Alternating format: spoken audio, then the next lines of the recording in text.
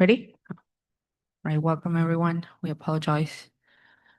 Starting our regular board meeting, 26th of June at 4:13 p.m.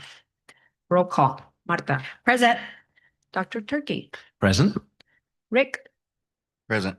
Angelo. Present. And myself, Adriana. All right, we are opening to public comment on closed agenda items.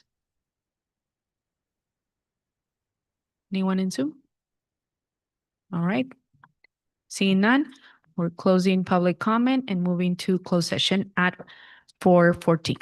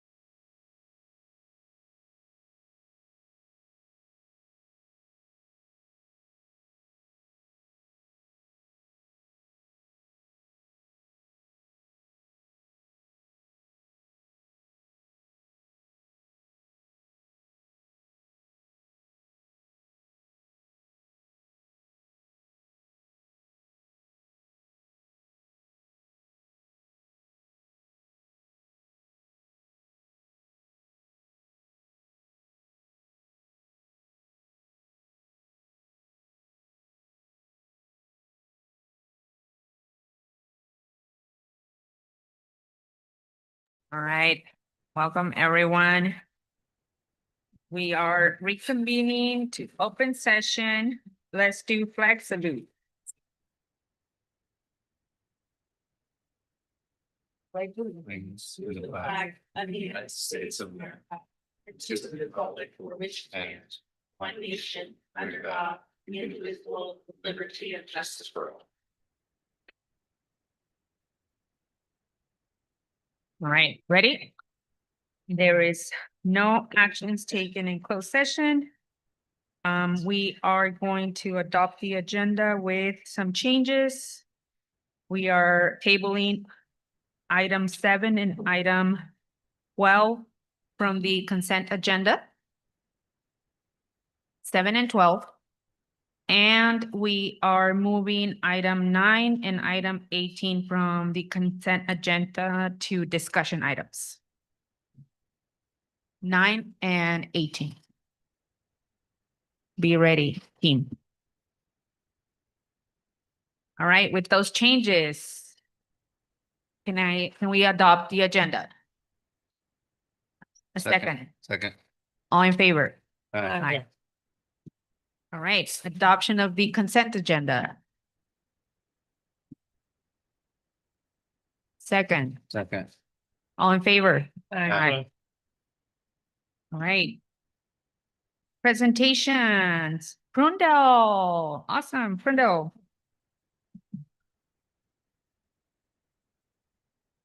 Hi, everybody. I'm Sarah Turner, second grade teacher at Prunedale Elementary.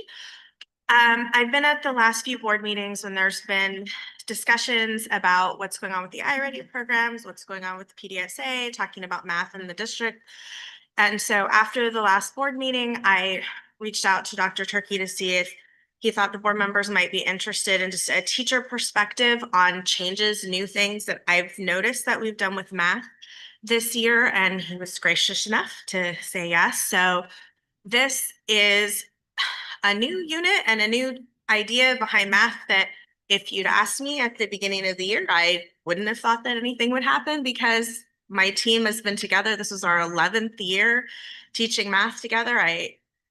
It kind of proved that you actually can teach a veteran teacher new tricks. So this is what happened. So new second grade math instruction at Prunedale. So when the students were taking the fall iReady assessment, it is adaptive. So it gives the children questions, and if they pass it, those questions, it gives them a set of harder questions. We were watching them take the assessment, and what we started to notice as a second grade team is when the questions were multiplication related, the children had no idea what they were supposed to do, and they were reaching out to us for help.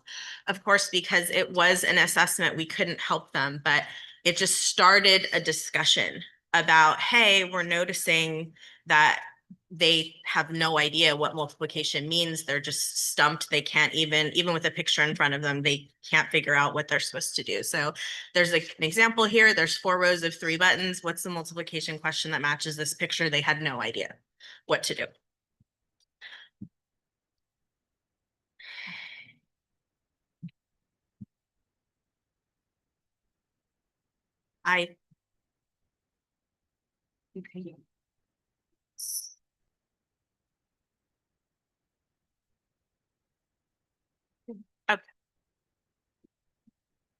Okay. Yeah. It moved. So from there, we just started, the team, meaning the second grade teachers at Prunedale, we started to talk about multiplication. And then our question sort of became, what should they know? What are second graders supposed to know about multiplication? And if you look at the second grade standards, the title of it is Gains Foundations for Multiplication. And we were like, okay, what does that mean?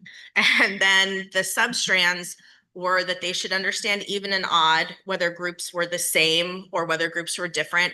And then they should be able to do repeated addition with arrays. In other words, they should be able, that previous question that I talked about where there were the the rows of buttons, they should have been able to say, hey, that's 3 plus 3 plus 3 plus 3 equals 12, or 4 plus 4 plus 4 equals 12. And then we talked about, well, what do they know off of that? What do we feel like we've been teaching well historically? We've been together for 10 years. We should know things. So we realized that the adopted text does even and odd really well.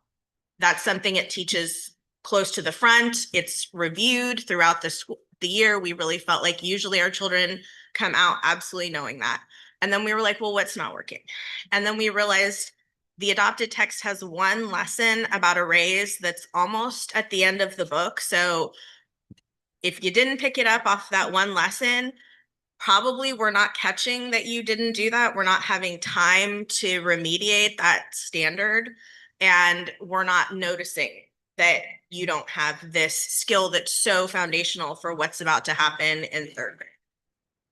So what we decided to do is that we were going to start talking about arrays really early in the year, and we were going to try to do it in a way that was fun for the children.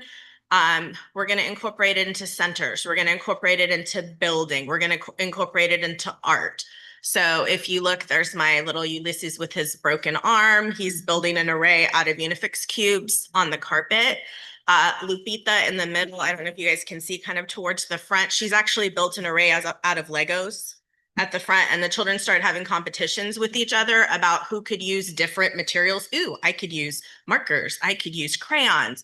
And then we started incorporating it into art. So here they got to make these fantastic construction paper cookies with all different kinds of sprinkles on them and that kind of thing.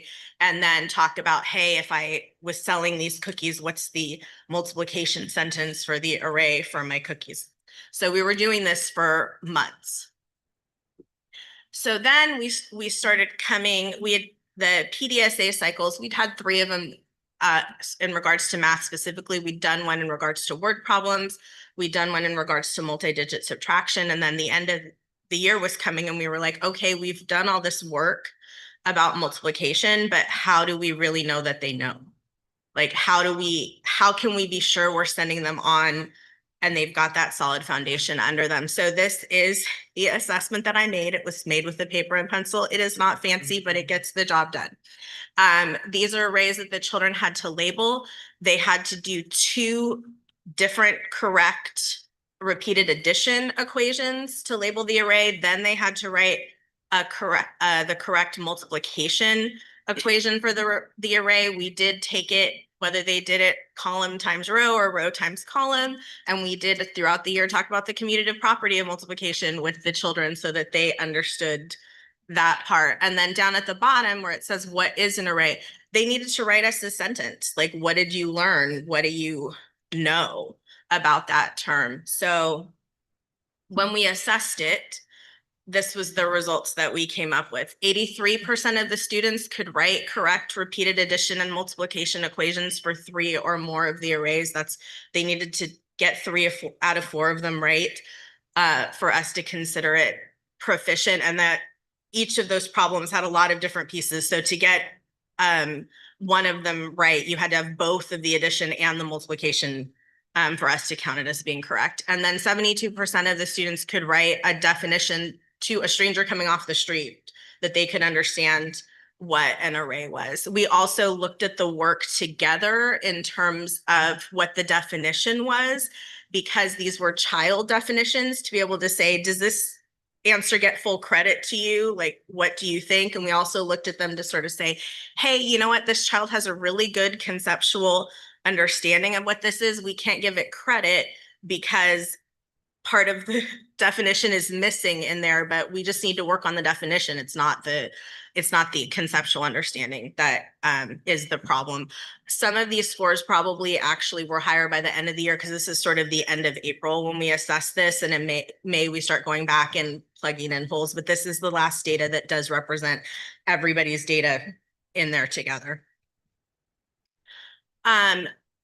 The reason that I called Dr. Turkey to talk about this is because I feel like so many different pieces that were instituted by the district this year changed and improved our practice.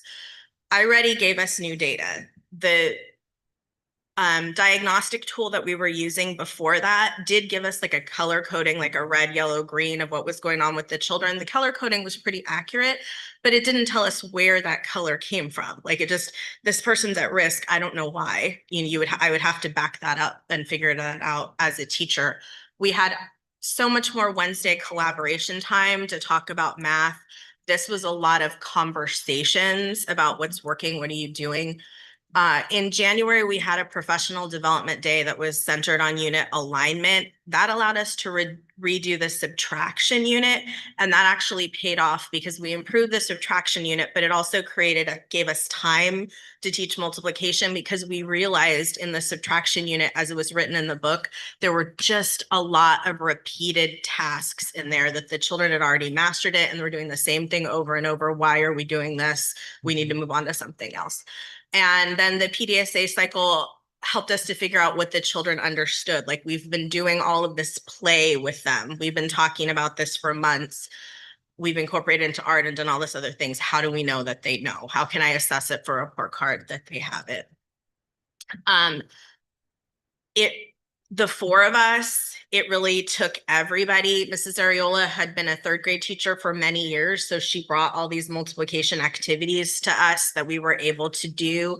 Miss Freeman, who's our ed tech lead, one of the ed tech leads at Prunedale, did a bunch of the technology pieces. It was Mrs. Heredia who figured out, like, we don't need to be following the book for subtraction. We can do better than this. And then I met with the third grade team. They had an inkling of what we were doing because we display the students' work outside and they knew that we've been talking about multiplication a little bit. But when I went to them for the last PDSA cycle and said, like, what would really benefit you? And they said, if they come in with a conceptual understanding of multiplication. So I was like, okay, there's an outside source telling me that this is what they want us to do. Dr. Turkey had said, well, what did the teachers learn? So I called them. They could have talked for days. Okay, I picked up the phone and I was like, okay, I'm trying to get unique things that every person, so obviously they were still really excited. So Mrs. Ariola said, introducing the concept earlier in the year led to deeper conversations later in the year. The fact that we were talking about it for so long, then they started bringing forward their own ideas. Ms. Freeman talked about that it took us a long time. We just needed a long time to talk about this. This was not something that we'd done before, and we had to figure out what was going to work for the children. Mrs. Heredia talked about that they needed time to teach each other. They needed time to play with things on the floor. They needed time to learn the vocabulary. And then the written piece where they had to write us that sentence back about what an array was, then it was like, oh, I can sort of see you have it in your own language or you don't, you know. And for me, it actually kind of took me back to my roots as a kindergarten teacher, which I was for a really long time. And it reminded me, it has to be in your body. You have to experience it. You have to live with it. And then then it takes it from being something that's on a piece of paper that doesn't have any relevance in your real life into something that you do all the time. So I would love to take your questions. Thank you. I'm first going to open it up for any public comment. Yes, thank you. Sarah, thank you so much for the presentation. And yeah, so this is great that Sarah and her team have made the effort to pinpoint specific, very important skills that the students are lacking. And that is understanding what multiplication is and implement a program to address this. This is information that is not obtained with the overall descriptors, as Sarah mentioned. Sarah mentioned an issue with the curriculum we are using. We have a math curriculum adoption coming up, and if she wants a curriculum that does what she hopes, Singapore Math Primary Edition Dimensions or Math in Focus does do this, and hopefully she can be on the curriculum committee and make sure that this is looked at. I have been long saying that the math issues in this district are that we are not communicating math to students at a very basic level. And that's just what Sarah's describing here. So for example, in a different school, playing a dice bingo game with fourth grade students, when a 4 and a 3 are rolled, some students would not only not know immediately that this sums to 7, or at least not start with 4 and then individually count the dots on 3 to get to 7, but have to count the dots individually on the 4 to get to 4, and then follow by counting the dots on the 3 to get to 7. So this is very taxing for students' working memory and will make it difficult for problem solving. And it illustrates problems with basic understanding. Problems that are addressed with good instruction, as Sarah's doing, and importantly, practice. So I had two questions that I was hoping could be commented on. The first is, so she has shown students had issues with understanding multiplication and that these have been addressed, but do they have a fluent understanding of addition and subtraction? And so how is that determined? If so, have they committed the addition facts to memory as the state standards direct? And how is that accomplished, measured, and defined? And then a second question is, now that she has shown basically 80% of students understand what multiplication is, can she describe what process is used to ensure the students have committed the multiplication facts to memory as the state standard directs? So how is that accomplished, measured, and defined? And so thanks. And again, great work, great work, Sarah. Thank you. Any other public comment? Sue?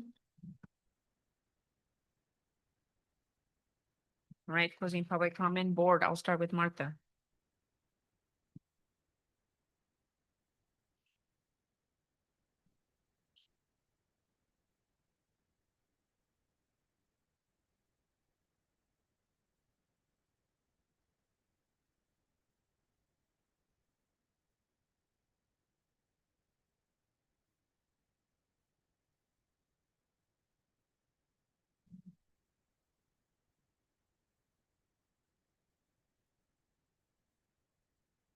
I think that's a great question, and we need to talk systemically about what we're doing for children who are not working. Personally, what I do in my classroom is that every single week I have down to every single day, I have the lesson plan for the class as a whole, and then I have an identified group that I'm doing remediation with in regards to a specific skill. So that remediation group changes on a weekly basis. I work with them for 4 days on what the skill is. I assess them on Friday. Do they still need to be in that group?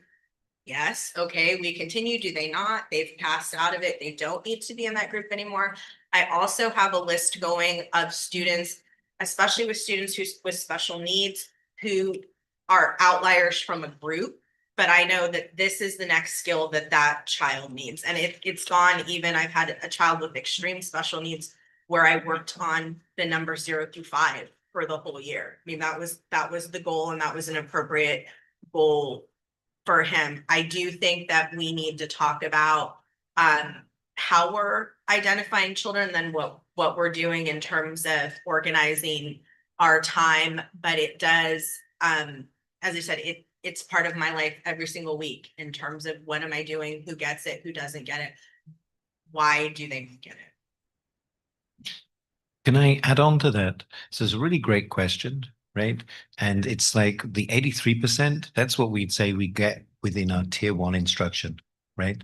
And we know that because in general, we have less than 80% of kids who are proficient, that our main focus has to be on tier 1. But then you get to the crux of the problem with, well, you've also got these other students who will call fall into tier 2, right? Within this particular lesson, where we have to kind of try and fill their gaps. So teachers are trying to do tier 1 instruction and some tier 2 interventions kind of at the same time. And I'd say district wide, to Sarah's point, we have to work out these systems of how to support tier 1 and tier 2 at the same time. And that could be through stations, right? It could be through pulling kids into after school. There's all sorts of different methods, but how to work out to give the tier 1 instruction and then the tier 2 instruction is what we're trying to do. All right. Rick? Just thank you for you and all the teachers that did all this work and the work that you do every day. I hear about it and see it. We all do. And that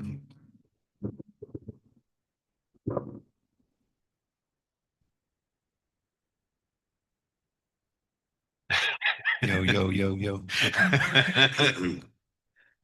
And just this great news that we're finding effectiveness and you guys are um just finding this effectiveness. Thank you so much. Sandra. Well, this is really refreshing. I think this is like the magic of teaching, finding out that that element that's going to light the fire in the students so that they really can have that high retention, the high understanding, and then they're going to build upon that. So I think that this makes me very happy to hear this because it has to start somewhere, right? It's not going to be transformed overnight. When you have that magic that's happening in your classroom, and I know that David has also volunteered in classrooms to help students get that additional support that they need. It's just, how do we scale this? How do we do more of this? How do we get better at this? How do we have a curriculum that supports student learning and understanding and being able to address those fundamentals so that when they get to 8th grade to 9th grade, we don't lose them. When they get from a senior in high school to college, they don't have to take the remedial classes. So I think this is all really good.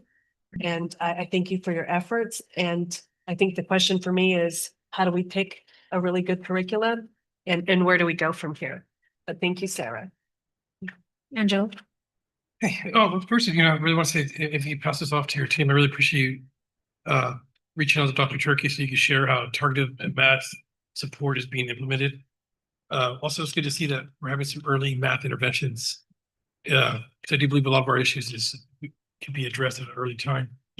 Question that just popped in my mind during your presentation is, because we see an improvement, but were we able to track how this shift improved performance with like particular groups such as English language learners or students with IEPs?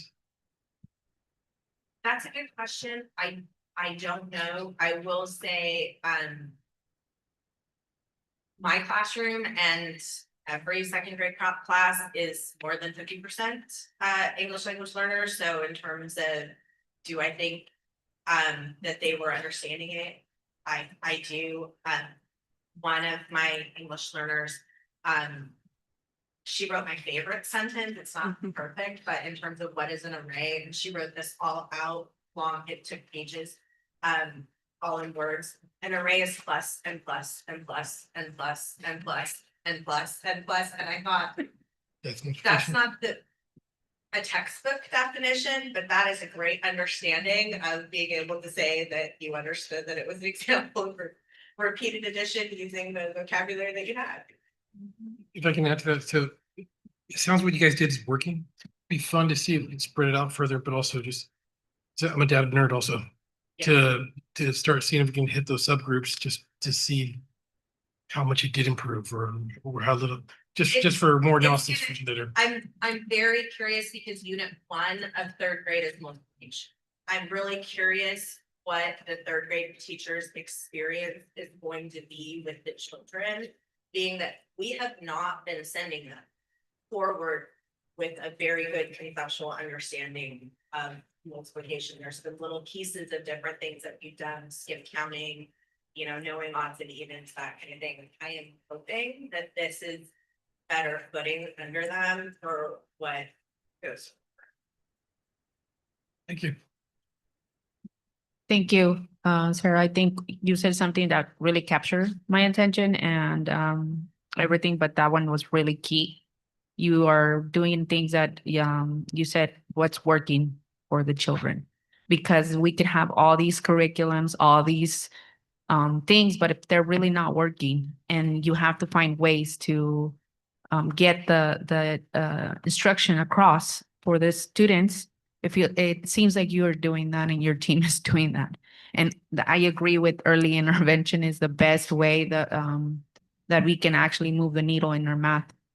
And that's one of the areas that we've been trying to focus on for the longest. So I really appreciate that at an early stage of this child's learning, you're already thinking, okay, let me intervene, but also let me do it in a way that is actually gonna help the student. And it's not just a pattern or curriculum same way, but you're trying to find the way that a group of students is moving and how they're thinking and how they're doing things. So I appreciate that, and I hope that this is brought to other the schools, as well as other ways of seeing that our students are unique and they're not, that we might have good ways and patterns of teaching, but our students are still unique and they still need sometimes that tailoring towards them. So I appreciate that. Obviously, looking forward to a new math adoption, everybody is.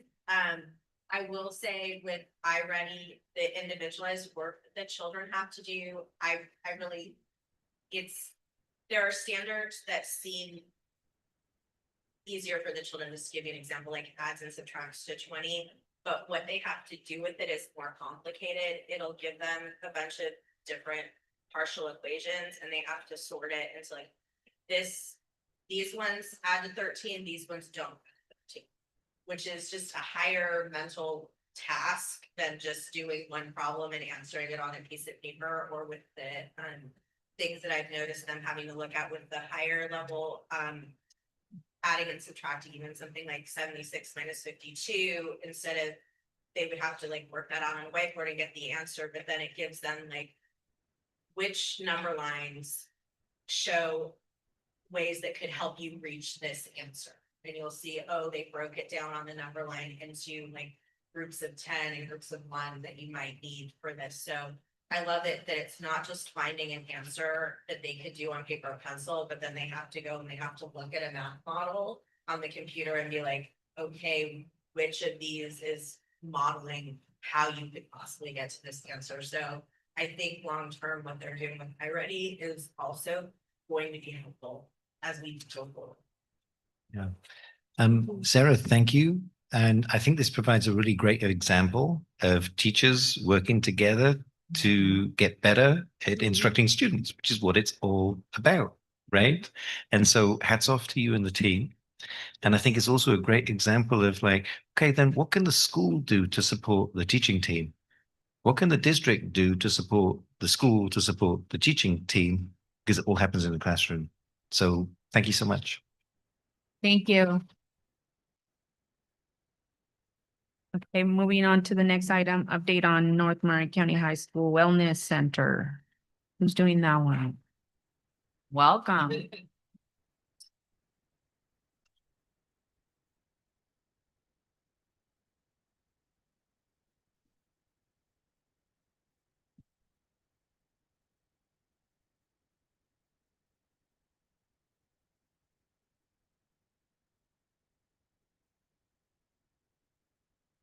Good evening, thank you for the opportunity to hear you on these two exciting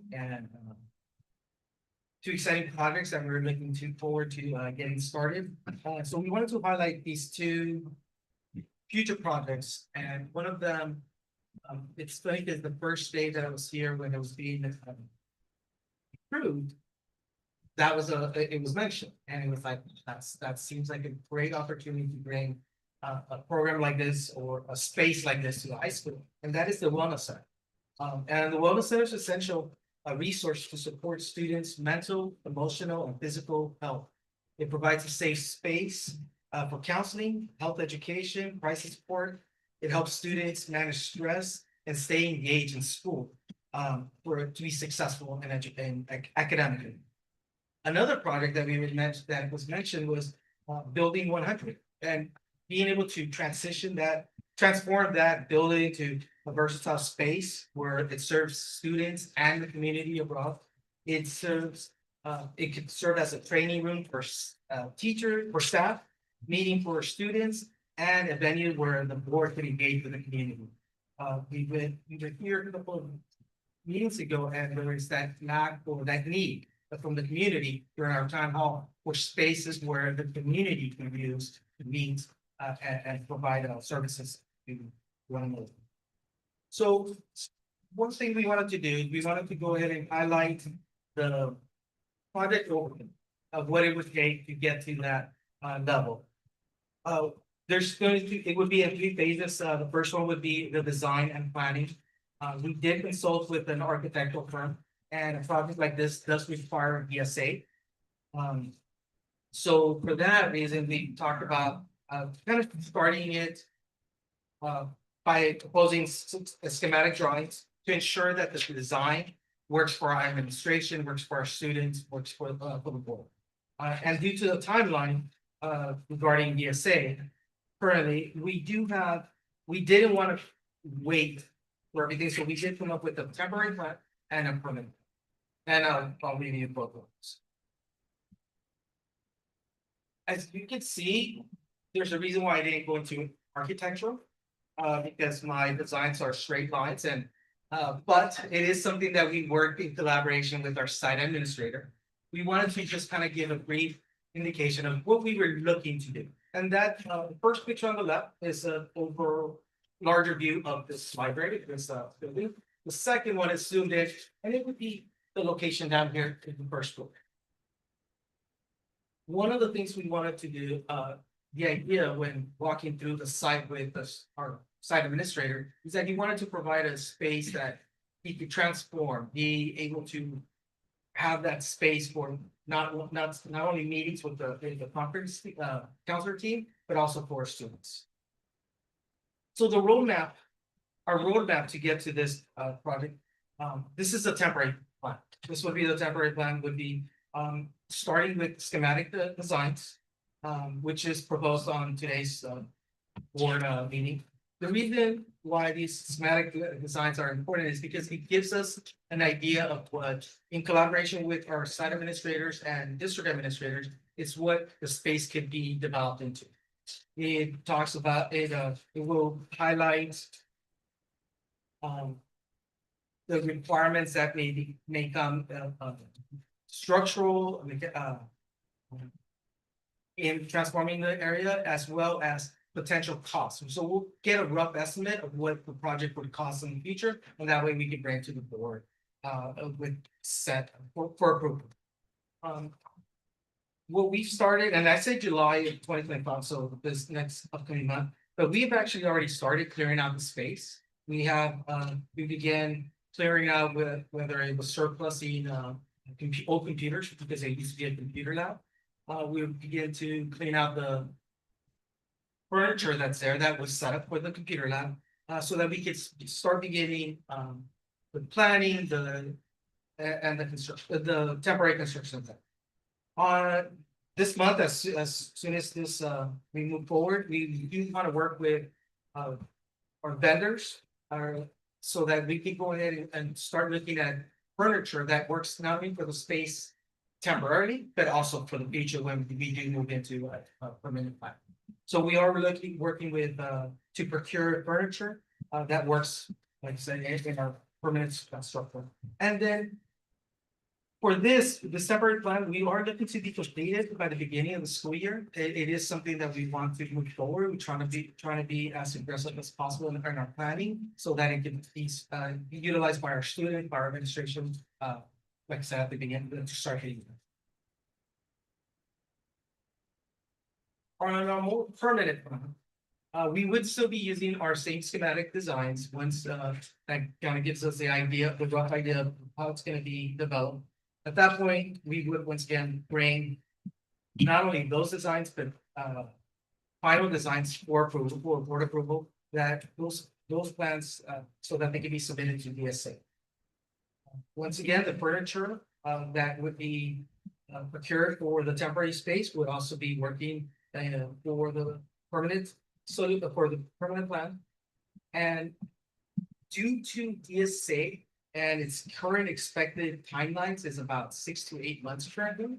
So we would be looking at an early 2026 to get DSA approval, which at that time we would start working to the bidding process, the planning process, so that we can permanently have construction done by the summer. I say summer because we would want to minimize the impact on the educational environment. If we get DSA approval earlier, if we can find every process faster, and if we can find a good break, whether it could be a winter break or spring break, and we can fit that, we will definitely.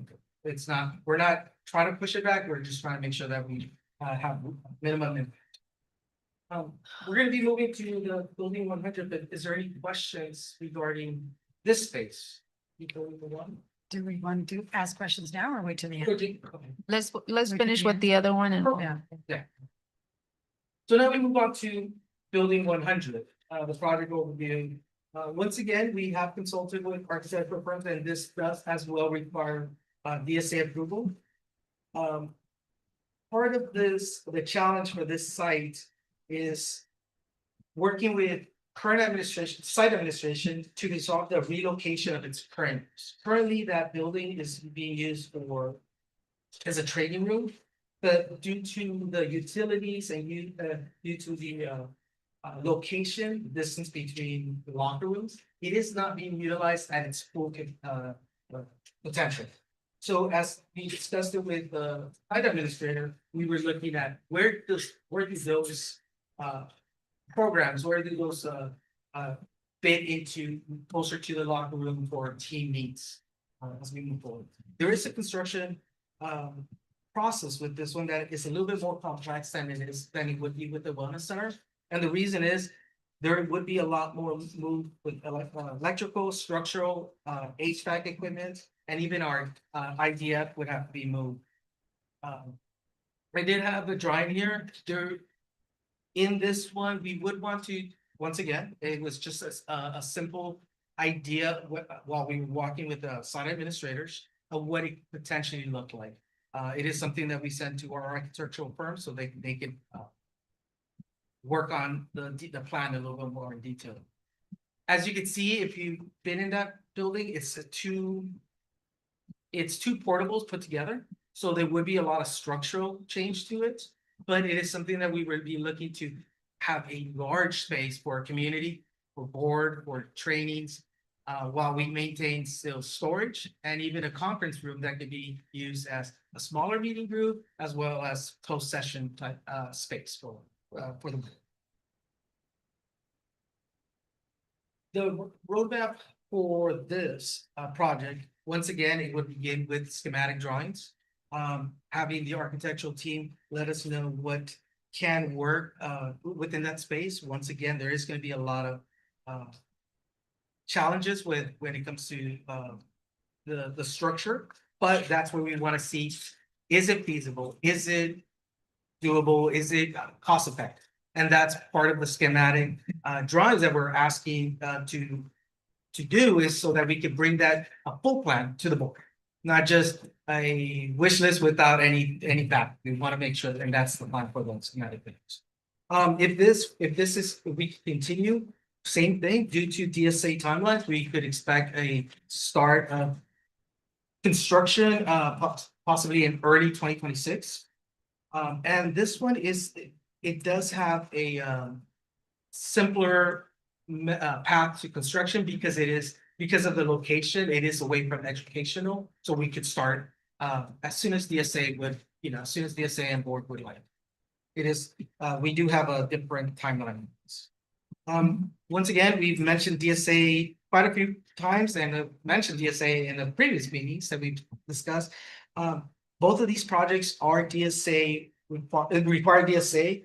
And I just wanted to let you know, I want to be clear and currently there are no uncertified DSA projects attached to the high school. So we are in the position to move forward if the board chooses. So is there any questions? Any questions? Oh, you're done? I wanted to emphasize on the square footage with where we're sitting right now. With building 100, when we did take off, there's actually like 20 or 30 additional square feet to building 100. If you remove that middle room, and even with the conference room and everything there. So what you're looking at here right now, just add another 20 to 40 square feet. So the occupancy level, I think when we did our takeoff was like 200. Literally chair to chair and then similar setup in the front. So just kind of give me an idea of what that would look like if we have a board meeting. Thank you. Mhm. So first, if you're, are you done with the entire presentation? Yes. Okay, yes. perfect. So I'm first gonna open it up for public comment and then I'll continue with the board. Any public comment? Sue? All right, closing public comment and I'm opening it to the board. Rick? I'll wait till our discussion item, but thank you so much for this, and doing the work for it, and, thank you. Awesome. Sandra? Just, thank you for the information.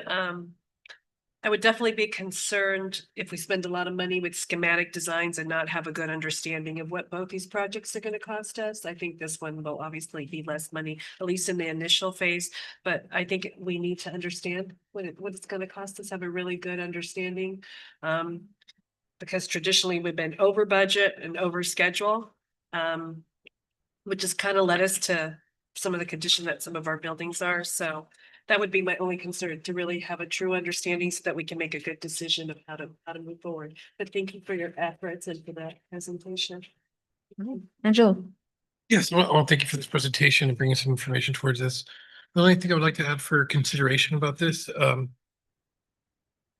more than just the board meetings, whenever we have committees or stuff like that, we've had a huge need for having a separate area for childcare. A lot of parents want to show up to meetings, but they need to bring their children with them. And usually we find a place down here in the library or maybe down that area, and looking into this kind of schematics, I really need to see a location. I would like to be outside of that conference room, before we go that route. But just planting a little seed right now saying, hopefully we find something that could help out in that area, which is the need of the community. Yes, sir. Yeah, do you mind? I was gonna ask, if it's okay, one of the discussion was, if you've been in that room, there's that middle room. There was discussion about, could we make that into a childcare room? Can we extend it a little bit more on one side? If you're in the room, it seems like you might be losing a lot of line of sight. But it is something that we've talked about, so we can definitely bring that up, because we were discussing maybe maintaining that, extending the room a little bit. It has a lot of windows, so kids could be with childcare, absolutely. And the reason I say, I'm not an architect nor am I creative, so I can't really give you any advice. It's just I saw that as a need in our community for the past year and a half, where parents want to attend meetings, but due to childcare, when we started offering someone to watch their kids, we started having higher numbers of parental involvement. So I'd like to hopefully continue that. Yeah, absolutely, definitely look into it. Thank you. Martha? No, thank you for this. I know we want to just kind of get a glance. I mean, this is something that we are excited about. I remember in the beginning of the year, there was a wellness committee. This was all decided by students. And there was a committee that I remember in the beginning of the year that they developed here at the high school. I was just wondering, because I didn't see any information, are their voices included on the design of the wellness center? It's a very good question, and I would, at least on my side, when we walked it was with the site administrators. I would hope that had input. No, I can't Maybe say you could that. just follow up on I that. don't know. So, I'll say in the next discussion item, I had a conference call with Valentine and McKenna, and we talked about the agenda. So they did have input going, to a certain point, and then I'll get to it later. So that inclusiveness of just having them participate in the design of it, since we're still at the early stages. Yes. And then,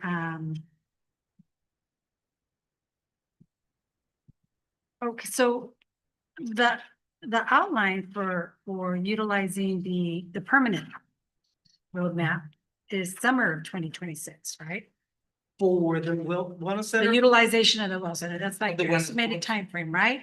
But I heard you say right now you're cleaning it out and you're moving everything. So are we not gonna use the space? No, no, so the temporary space, we would want to start at the beginning of this school year, the temporary.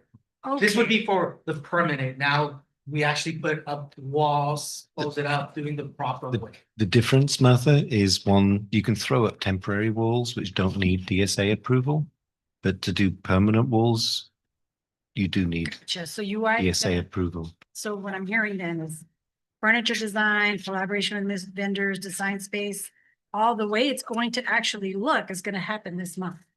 Yeah, no, I mean, that's our goal. If we are Okay. able to move forward with this, yes. And I might have skipped it, but I do have it in my notes, and we would be using and I apologize. We would be using partitions in the meantime, because that is a temporary solution to separate the room with the planning or the ideas of that the school doing. So it would be putting up walls or putting partitions in the meantime.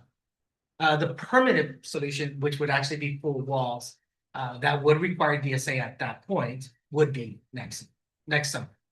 Okay, and then we're gonna get like you said, a architectural design, so we can really see what it's gonna look like. Yeah, that would be the goal. That would actually be the goal, to make sure not only are we getting the designs with from the administration and from their meetings, but actually something that is more firm from an architectural. I mean, once again, we're good about thinking about, a walk-in pool here and everything, but it's gonna be their design, their incorporation of what the community has wanted, whatever has resulted from those meetings with students and administration, then that they So take. they'll be included in that into final good, design. Yes. Okay. Thank you. Thank you for the presentation. I think I would agree that we should really think about spending resources for temporary stuff.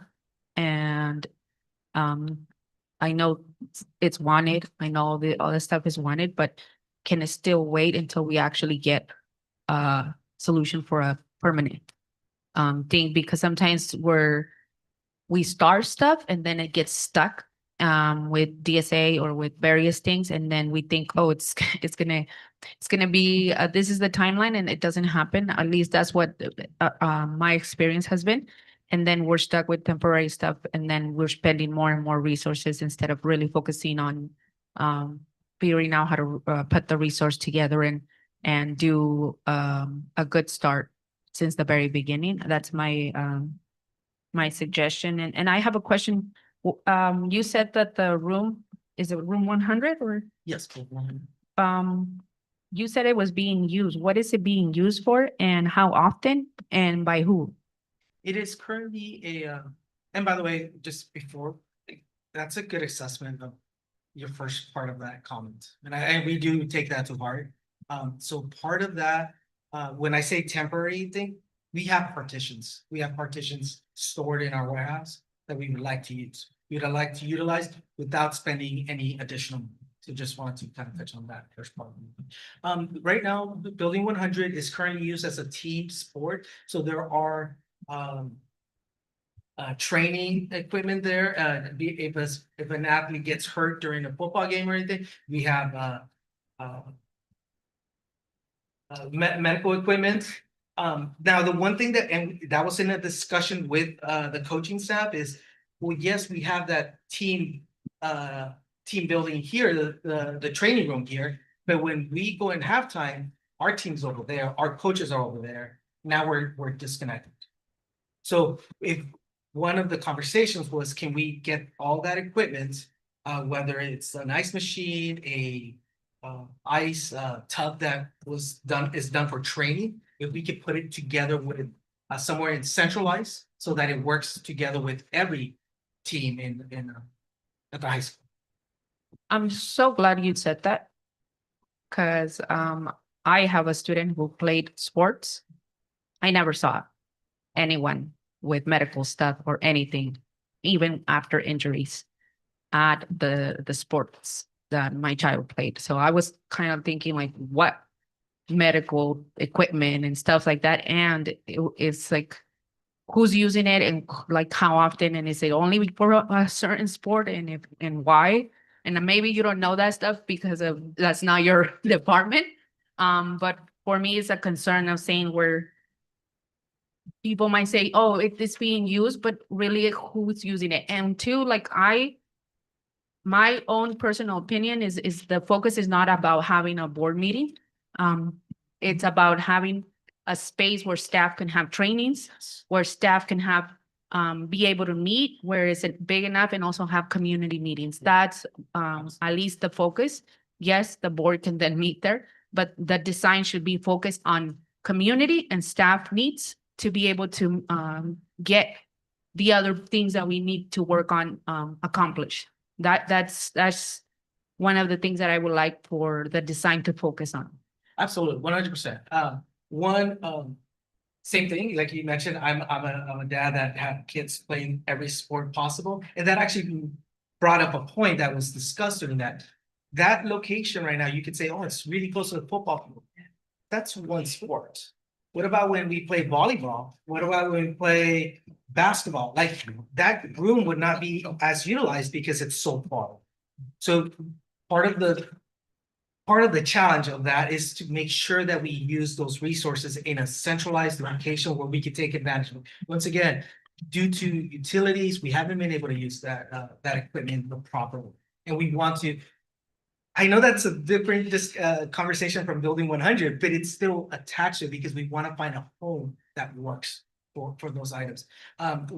We had a town hall meeting maybe about a month and a half ago, about a month ago. And part of the question was, when do we have space for community members if they want to have a meeting that's, whether it's a PTA at a school site, but there's some of those meetings are a little bit more community oriented that needs a little bit bigger space. Once again, yes, we touched that it would be used for potentially board members to engage with the community, but it's also a training space for teachers. Mr. Andrews was mentioning how the high school, once again, this is more of the conversation, use off sites for some training that we rent. This could be something that we start doing those training, that professional development in-house. You have a space for professional development. So it's not just a space for the board member or the board meeting. I come from my previous district. We had professional developments at a couple of different sites. Yes, they were used for board meetings, but they were also used for training staff development. They were used for district-wide meetings. So there's a lot more, and it was open for community to rent those places. And I say rent, whether it's cost or not, but to be able to utilize those buildings. So there is a lot of planning that could move forward. Once again, when we talked about the schematic designs, like I know we'll discuss it, it's not, we didn't already give them the idea and they're going to bring us back. This is where we start the conversation with the architectural team. We can't be talking to architects team and be adding meetings and this is what we want if we don't have a contract. And it's fair to them that, those conversations begin after we have something on the table. But definitely yeah, absolutely agree. Thank you. Yeah, and Angel, just to add on to that as well, if you could include me in the meeting with the architects as well, because I've got a pretty good idea, I think, of what we'd need. And to the point of having kind of a room for childcare and also facilities where, you can have food out and that sort of thing, I think would be super useful. Absolutely. Yeah, so thanks. Thank you. Please understand that as we walked around those sites, we weren't designing. We're not designing. You're We're just good, saying, Angel. is it possible? What do we need to, is it possible? Yeah. Thank you. Thank Thanks, you, Angel. Angel. Thank you. Matt, I have a question. I mean, have we considered the forum and some of the rooms that are behind the forum that kind of sit empty that I know sometimes are used by band as optional sites? For professional development and meeting Potentially rooms. for community meeting rooms. I mean, the forum, I'll be honest, when I hold meetings there, I don't like it. The acoustics are terrible. Right. So Right. could we fix it? It's the gym has lots of workshops in the past and that also. Okay. So just maybe considering other options, because I know the forum is kind of the center of the high school. There is a lot of rooms back there that mean, maybe I could be think- repurposed. I think making the forum better would be a really good thing for us to do. Right. So maybe if we look at what would be the schematic for, that building out there, which I'm a little bit concerned maybe about parking, some of the other accessibility, depending on where we have people on campus, just evaluating that as a a potential area. What could this look like? What rooms could be repurposed? Are there? I've seen 2 or 3 rooms back there. I'm sure there's more. I'm not the expert on the layout, but could it be rehabbed? Potentially. Okay. Can I just respond to that? Because one of the things that we've always been concerned about is everything that goes on at the school there in the evenings, you know, so when we say using the forum for maybe community things, There's rooms behind. That's what I was speaking about. what's Just for evaluating the it. band and Just stuff? evaluating it. They're empty. I've used them before in the evening. They're Okay, empty. gotcha. I thought you were talking about the forum. I've taken a tour. There's a good few rooms over there. Gotcha. I want to mention one thing. It's not on this board agenda, but I know we mentioned at our last board meeting, we're looking at doing a facility conditions assessment. And part of that is looking at space allocation. So all these ideas of where would be the best place to invest and find the right space. With various different things, whether it's community or meetings, what have you. That's gonna really, once we get the results from that facility conditions assessment, that's gonna really give us a broad view in detail of what is the most economic way to do this when you're doing future development, renovation spaces. But I just wanted to mention that, but that's coming, but unfortunately, I know that may be after the fact, but typically, that would take 3 weeks if to settle. All right. Thanks, Nathan. Thank you. All right. Thank you so much. We're gonna move on to the next item, which is public comment on non-agenda matters.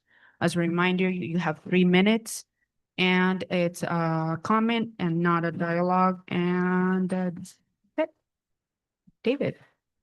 It is imperative that the board understand that our ethnic studies course is not about local history, as has been repeatedly advertised. The course has a brief subsection in the intro about local immigration. There is mention of prohibiting making graduation speech in Spanish, and there is a local testimonial about Japanese internment. That's it. The vast arc through history of local ethnic groups, their contributions to the economy and businesses, scientific contributions, and cultural celebration are absent. Instead, students learn about the Third World Liberation Front in San Francisco and Berkeley, East LA walkouts, book bans in other states, Arizona banning ethnic studies. To contrast this, why aren't students taught about what's happening with ethnic studies within California, like in neighboring Pajaro Valley, and why that's happening? And that the early drafts of the model curriculum were discriminatory to the point that AB 101 needed to state that that content should not be taught. Yet this content is being pushed into California districts regardless. Students learn about defying banking education, an explicit reference to Paulo Freire's Pedagogy of the Oppressed, which views education through a Marxist lens, and that traditional education is a vehicle of the oppressors to maintain control of the oppressed. Banking education was in the early drafts of the model curriculum, but was removed in the final version. Students learn defining power, Western civilization versus Oriental civilization, with a worldviews project. But these 9th grade kids haven't even had world history yet. So whose worldview is this? The teachers? Students learn of the school to prison, not pipeline, but nexus. So school is the enemy and discipline is discriminatory.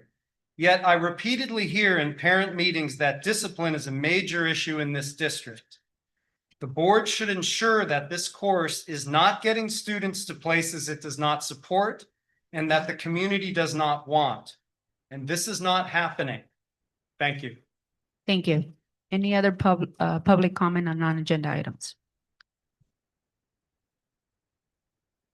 Sue?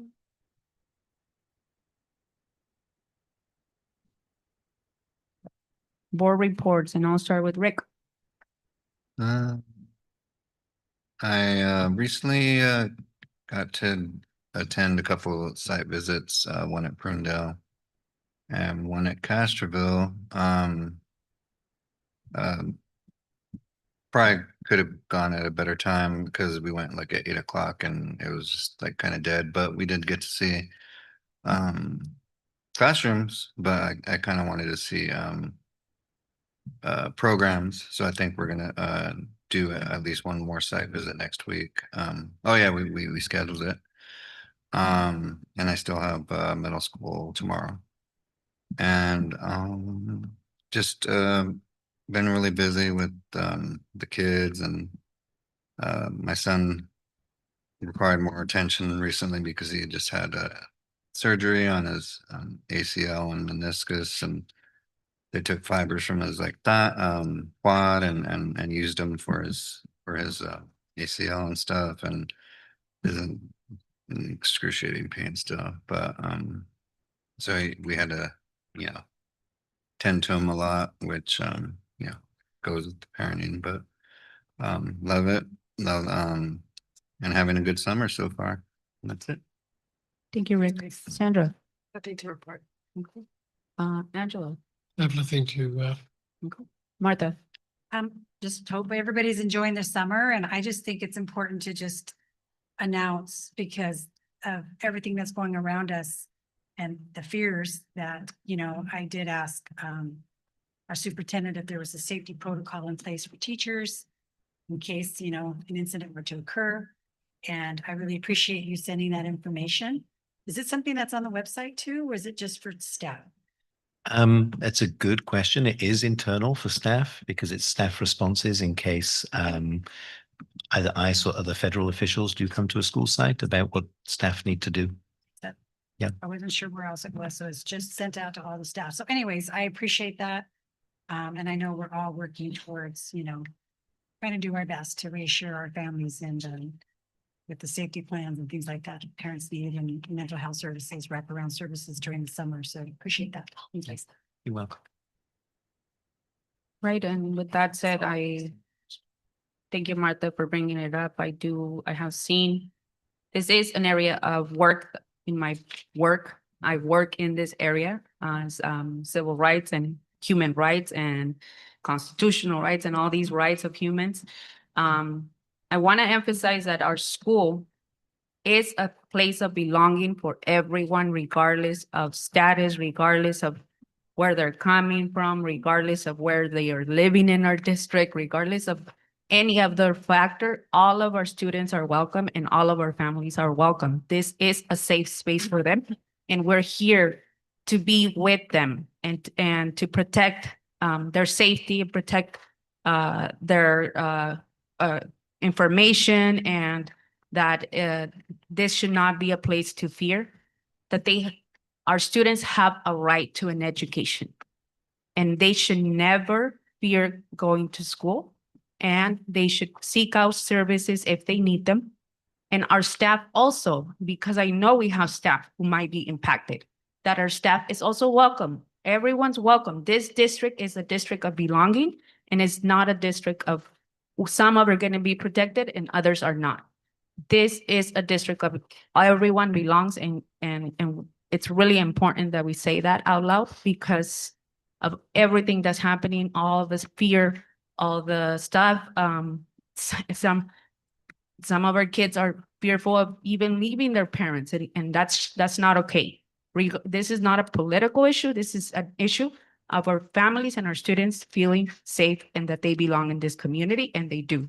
So I wanted to take an opportunity to say that, and to also make sure that if there's any concerns, to reach out to us and let us know how we can continue to make a space for you and to continue to make a space that feels safe, and that you can continue to come and get the education, and your students can get the education, and that you can continue to work here, and that this is a place of belonging for all of us. So I wanted to emphasize that.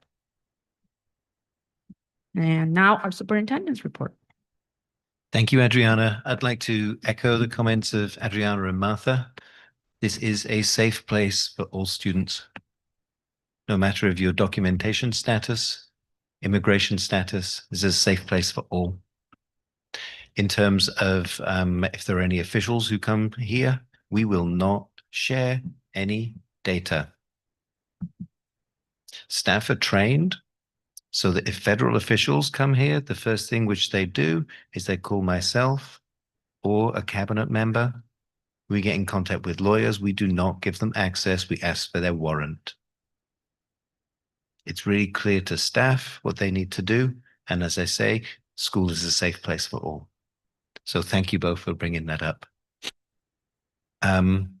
Like Rick, we visited a few summer school sites together. Great work happening over at the summer school sites. Yes, we need to do a few more visits and go and see some of the programs. We saw a lot of the lessons and that sort of thing, the classrooms. Now we want to see some programs.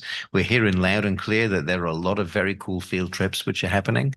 Out to the Tech Museum in San Jose, I think is one.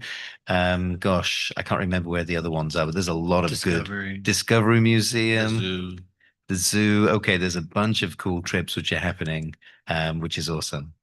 And I also want to take this opportunity to thank my executive assistant, Val.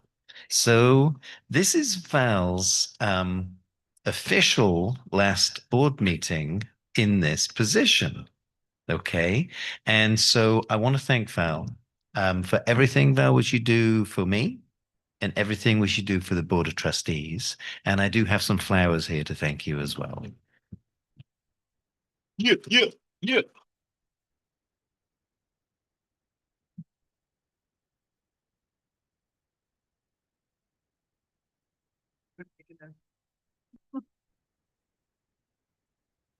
Now come up here. Val. To hug you. Yeah. We want to hug you and say thank you for putting up with us. Remember that this is not a goodbye. This is Val going to a different capacity, but we are very thankful for all the support and putting up with us, in all honesty. Oh, you're perfect. In every way. Well, I'll explain in a minute.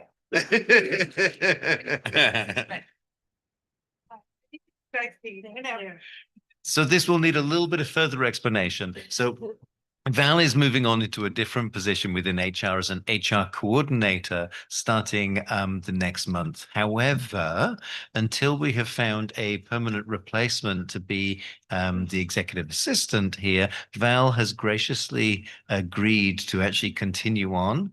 And will be the point for everything board agenda and board. So Val, thank you. Even though this is the last official one, my inkling says we will see you in July.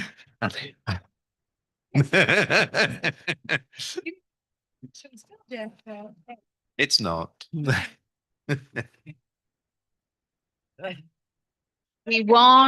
You're still gonna get text message from us, Val, so don't worry. And that's the end of the superintendent report. All right, thank you. All right, so moving on to CSEA. Do we have any report? I don't think we do. All right, Teacher Federation. Sarah's doing double duty. Sarah Turner for North Monterey County Federation of Teachers. I first, in regards to field trips and other things, summer school, we wanted to give a huge shout out to the classified.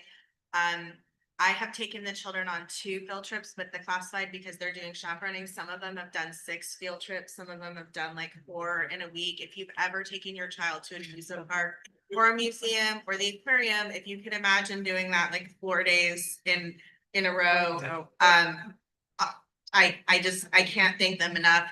My class went to the Children's Discovery Museum today, and as my little ones were stumbling off the bus, exhausted, happy, filthy, one of them looked at me with like half closed eyes and she's like, "It was a really good day." Like, yes, I kicked up.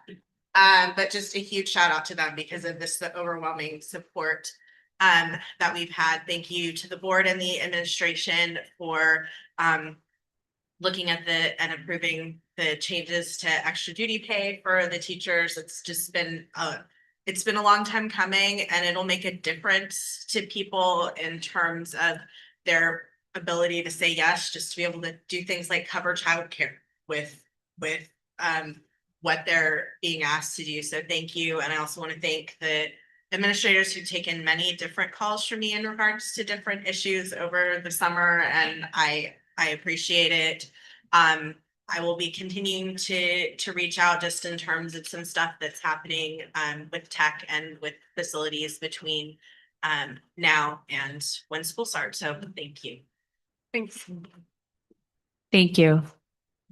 All right, we're gonna move on to discussion items, and we're gonna start with item number 7, which we moved, and no, 9, which we moved, and it was approved North Monterey County High School Campus Improvement Phase 2. Signage. Who's going to talk about that? Angel, you're up. Welcome. Might be your day today. Yeah. Curtis, you're not in today. Oh, you're later? Okay. Welcome. Thank you. So North Monterey County, the high school entry campus, improvements.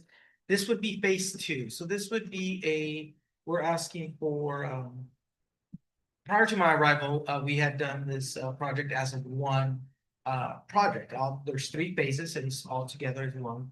Due to DSA, changes, it was split into 3, projects. I believe so. Price itself didn't change. It was the scope of work was just split into 3 different stages in order to get approval at the proper time and not to slow down the product. So this one would be the electrical footing signs on a raised slab by the stadium entrance, by the district office. If you walk, for example, if you went to the graduation, there was a delineator right there. There's some awkward empty spots. That's where it would be a raised slab and the sign going across up to 13 feet high plus the slab. It would be about an 18-foot high sign with welcoming to North Monterey High condos. Thank you. I'm going to open it up for any public comment. 2. All right, closing public comment and I'll open it for the board. Rick. Thank you for presenting it off consent. I just wanted the public to see the good news, and I just had a question about how the whole right field of baseball field has the nice North Monterey County Condors. Is there any plans for like the batting cage area? Because it looks like, old and ugly, kind of. I know the plans weren't there, but it's almost needed, right? Well, it was on the original plan like 2 years ago, but Yeah, it's beautiful. We saw it happening right before our graduation. We saw so many students taking pictures. It actually highlights the other aspect of this, of the batting cages. So I think it's something that we could definitely look into with guidance of the board of the superintendent. Definitely. not only that is I thought of it today or yesterday, is that we have this money that we say we have now, and now we're approving a lot of things, a lot for IT, and our, backstop of the baseball field and or the whole area. I mean, it looks not that good either. And I think that kind of thing, could be in-house and possibly, and it's going to be part of the thing you look at when this whole thing's done. So if we have money, I think we should fix those things right away. If we have money, for the IT and other stuff that we've been throwing money at. So besides that, that's all for now. Thank you. Thank you, Rick. Sandra? I guess I'm piling on the questions too. I do remember asking about wayfinding signage.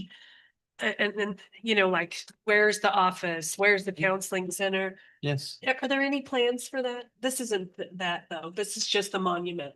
Okay, so I'll just save my question from that. All right. Thank you. Thank you, Sandra. Yeah, this is this item. Angelo. I have really no opinion about this.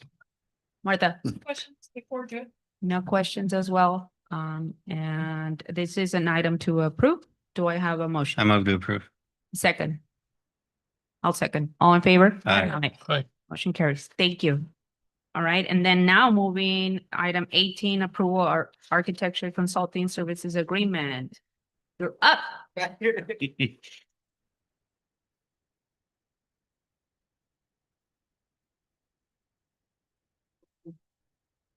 I do know, so this is the proposal, the schematic design that we were talking about, we discussed during our presentation. It is there's a few for, I apologize, but it cleared up, so. Here it is, I found it. So this does have a few aspects of it. It's not just the drawings, it's the planning, it's the looking into to the project feasibility. It is also giving rough construction estimates, so there's a lot more than just the drawings itself. It is something, once again, like I mentioned in our presentation, it'll open up the conversation so that we can give the architectural firm our inputs of what we would like to be included in the drawing. So they're not necessarily just gonna go with based on my red lines on my presentation. It's so we could start having that conversation. The contract itself was for both of them. Based on direction, if we needed to split them and talk about one or the other, I mean, we could do that. Right. Thank you so much. I'm gonna open it to any public comment. Sue? Right, closing public comment. I'll open it to board. Rick? I had a conference call with Valentine. You guys know, that helped spearhead the Wellness Center, and McKenna, that's part of their wellness group partners. And I wanted them to check out the agenda, what they thought about the wellness center location, and if they, the process, and what they thought about the building 100. And that wasn't an option before, but they are happy with this lower library. They think it's good because it's right here centralized at the high school, near offices, near counselors, near anything that they pretty much need on campus. And they have no qualms about having it anywhere else or anything. And yeah, I think their input, they just were told that it's going to go forward, and they haven't had any input after that. That's kind of what they said. And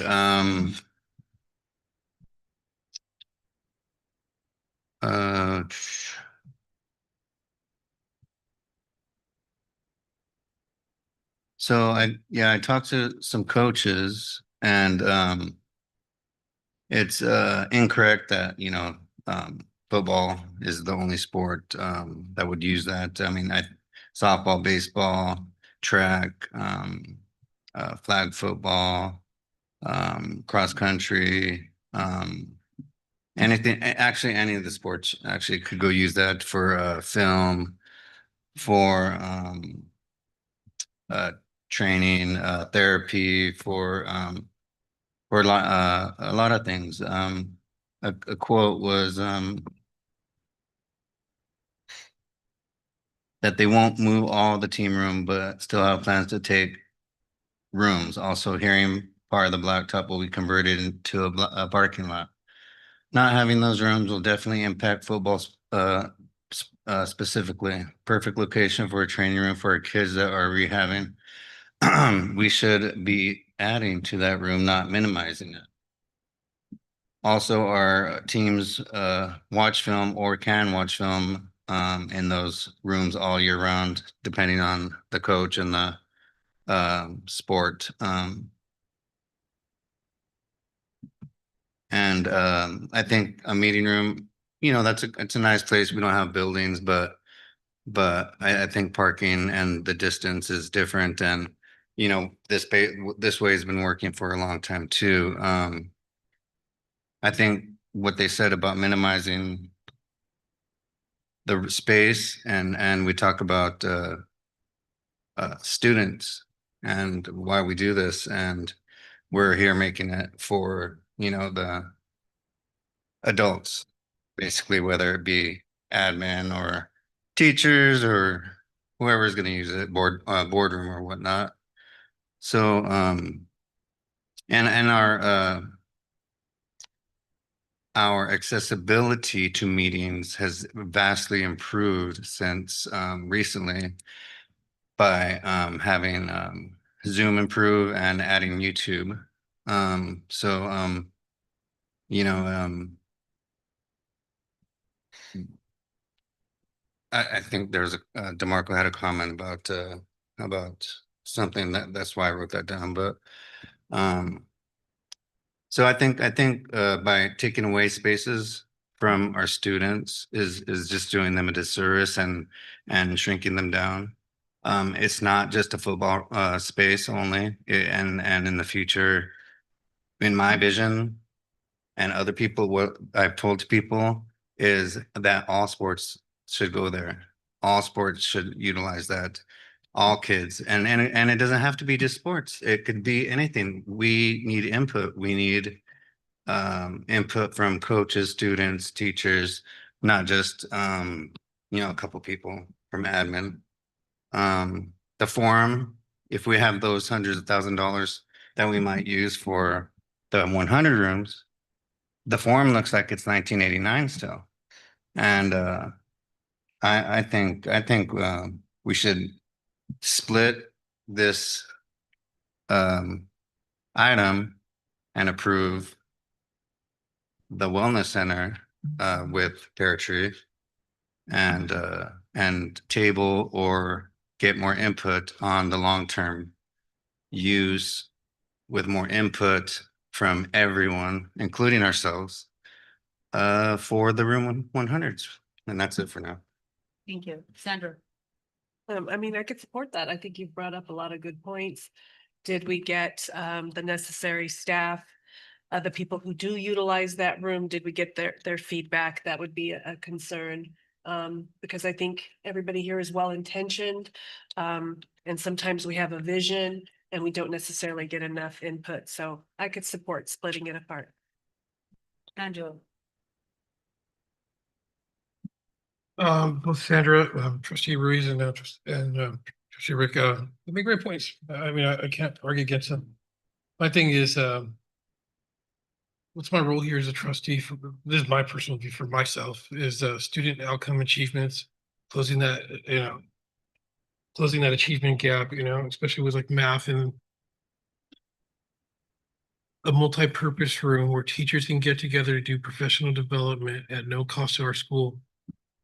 When I say no cost, I mean renting out buildings, because we talk about money where we want to nickel and dime, how much this is going to cost versus another multi-purpose room versus we're okay with spending money to renting out locations. I just get confused why one's okay, one's the other one isn't. Like I said, my main concern is to improve student outcome, close that achievement gap. Does a multi-purpose room serve that purpose? Absolutely it does.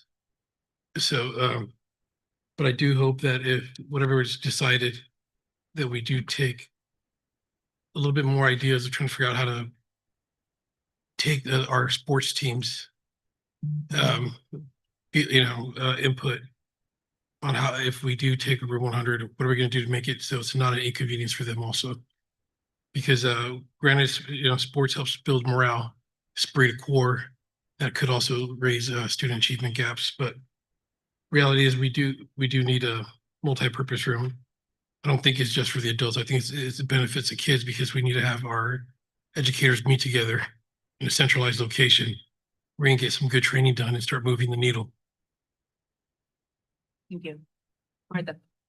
So I agree. Some points from all of you guys, but I do support the fact that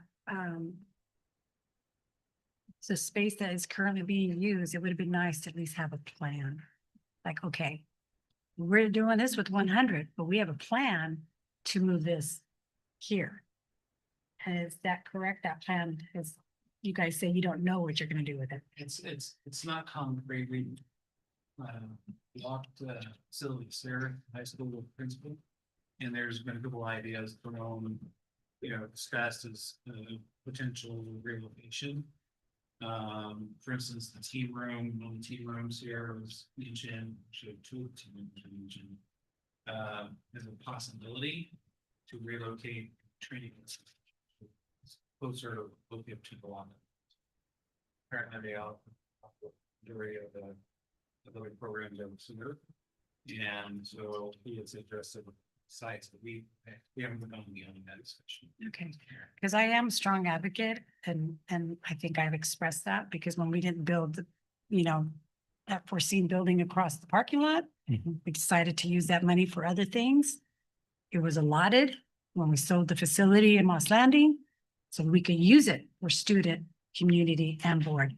I mean, the fact that you guys got to set this up twice a month, and this could be used in longer hours to support our students and parents and family in other areas, instead of as being used for board meetings, having a stationed board meeting place, having a stationed training place, having a stationed, for any kind of things that we want to do with the community. I mean, you guys brought up a lot of ideas that my mind was like, that'd be awesome. Those options available. It's a need. And I know space is limited here. We've always been dealing with space limited. But again, I want to make sure that there's a voice that's included in that, Let's just make sure voices are included of these decisions. And so that's where I stand. It's a tough one. I mean, can you come back and bring us back a plan and include those voices from the athletics team to say, look at we want to move it because we need this space for this, and everybody come with a consensus. I think that's doable. I think that dialogue just needs to happen. And then come back with a plan. That's me. Angela. Yeah, it just came to my mind. I just want to add this since I have taught here and I have done training here. The forum's an absolutely horrible place to do training. So it's just not set up for training areas. There's just a lot of distractions, so I'm going to speak about what my teacher had on. And it was easy to skip out of it. And there's no, it was not conducive towards it. So if the board trying to push that on them, they'll just come off as we will tell you how to do your job, even though we don't do it. So, but I do believe that we need to do something different. And I mean, after hearing everyone and with my own personal experience, I mean, I'm not saying that the other sports shouldn't use it. I'm saying that the sports that my child played, they specifically have said they don't use that space. And maybe it's because they don't have knowledge that they can use this space, which we have to do more awareness that every sport should be treated with the same type of resource, right? And I'm hearing that, yes, and I agree that we need some sort of community room and we also need spaces for our students, but I don't think we're ready for both of them. I think we need more information to actually make a decision for both of them. Because you're also saying that there's going to be a facility, like walkthrough assessment. And why are we making choices on where things are going to be if you're going to probably come back with that assessment and say, maybe we have another space, or maybe we can move this and this and this and over here. And then this is open up. I don't think we're ready for both of those, even though I agree that it's needed and that our students really want a wellness. And I want to hear from all the students that they really want the wellness and what they want in the wellness space. I mean, it doesn't mean that they can't continue to use it. And it doesn't mean that you can't put some couches and stuff that they can enjoy this year while we wait and see. But I don't think that we're ready to make a decision for both of them, for the community or the wellness, and that we need an actual assessment of what spaces exist and how those spaces are being used. At least that's in my view. This is a motion item. I just want to add, I'm not anti-teacher, so I just want to add that. And I I want to think none of add us- that I wasn't talking just about the forum, the rooms behind the forum and exploring The different gym. options. Yeah, that's what I'm saying. Like, I don't think we're ready to, I think right. that We're that not. assessment is going to give us more information actually on what is possible and what's not possible. And again, like, we shouldn't be spending a lot of resources. And I'm glad that you said you already have some of the stuff to set up things here, which is fine, like set it up. But I really want to see what is the actual assessment say about what spaces do we have as an option and how can we change things around to better fit the needs of everyone. Again, the focus is improve our students' outcomes. Right? And make sure that our students are moving forward with the resources that they need, including making sure our adults have the resources to be able to then bring the support. It's all connected. We're all connected. And no one here is against this one or this one. It's all connected. We all have the same love and mission for our students and making sure that they are moving forward. But we also have to give the resources to everyone. At least that's my opinion, and I move to table this until we actually have all the second. information. The whole thing? The whole thing. Okay. Wait, which one is it again? Approval of the architectural Yes, consensus? instead of approving, I'm changing the motion to table. Okay, Of so I just need a clarifying question. Is it for both, for the wellness center and the building 100? Correct. So even though the wellness center, everybody pretty much approved that location, students, staff. Did everyone approve that location? Because that's not what I heard. Mhm. Yes, I believe they did. that's what you had said. You said that the students, everybody, even Rick, you said that the kids said that they really liked that area because it was central among everything. So I'm recommending, can we move forward with the wellness center? And I do definitely say, let's hold off on the building 100. Because it would be a shame to just stop the wellness center. Yeah, heck yeah. But shouldn't we wait for the assessment? So how would we word that? Could we just say? Motion to like amend.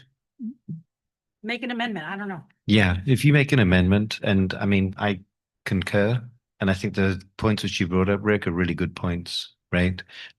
We don't want to take things away from, athletics, and we do need a kind of like a large meeting space as well. So, we'll come back and we'll do some more thinking about that. We'll get some more input about that. And, maybe we'll have some options, right? But to the point around moving forward with the wellness center, I personally think that's probably a good idea, right? Could And we I ju- think we can amend it Could we and just pause and yet still provide the space to students, but pause till the assessment's completed? is that possible, Angel? Yes, actually, one of the, Honey, why would it's up to you. an but, architecture One of the things we review? could, we could do is give the temporary plan without schematics. We could still Okay. open it up. We could still. So we're better clear prepared it to out. make those decisions. do it That's right my the thing, first like, time. why would we Okay. pay for an When a plan architecture that's for a not developed? temporary thing that we can actually do without having to pay for an architect, and we have the stuff, right? And we then really spend the resource into having a really nice plan that then we can move forward. I'm not saying take it away. I'm saying that why involve in architecture at We this don't know. stage where we don't know exactly? Maybe this is the final spot, but why involve them until like we really have a more clear plan? At least that's what I'm saying. And it's not like gonna be like in a year. You mentioned a 3-month assessment, which we're counting now, Nathan. Yeah. 3 months, you're gonna be in the agenda. Yeah, yes, so typically a facility condition assessment with a district this size, depending on what we're expecting from the scope of from. There's space allocation, there's the deferred maintenance, and that's all bundled into what we decide we want them to do. So the more we add to that facility condition assessment, it may take more time. And whoever we decide or select, we're gonna ask them to present, the scope, the plan, if you will. But moving forward to everybody's point here, what Angel was saying, we can do it at no cost. We have the partitions, we can surplus this stuff that's down there, empty the space out and make it usable for the students next year.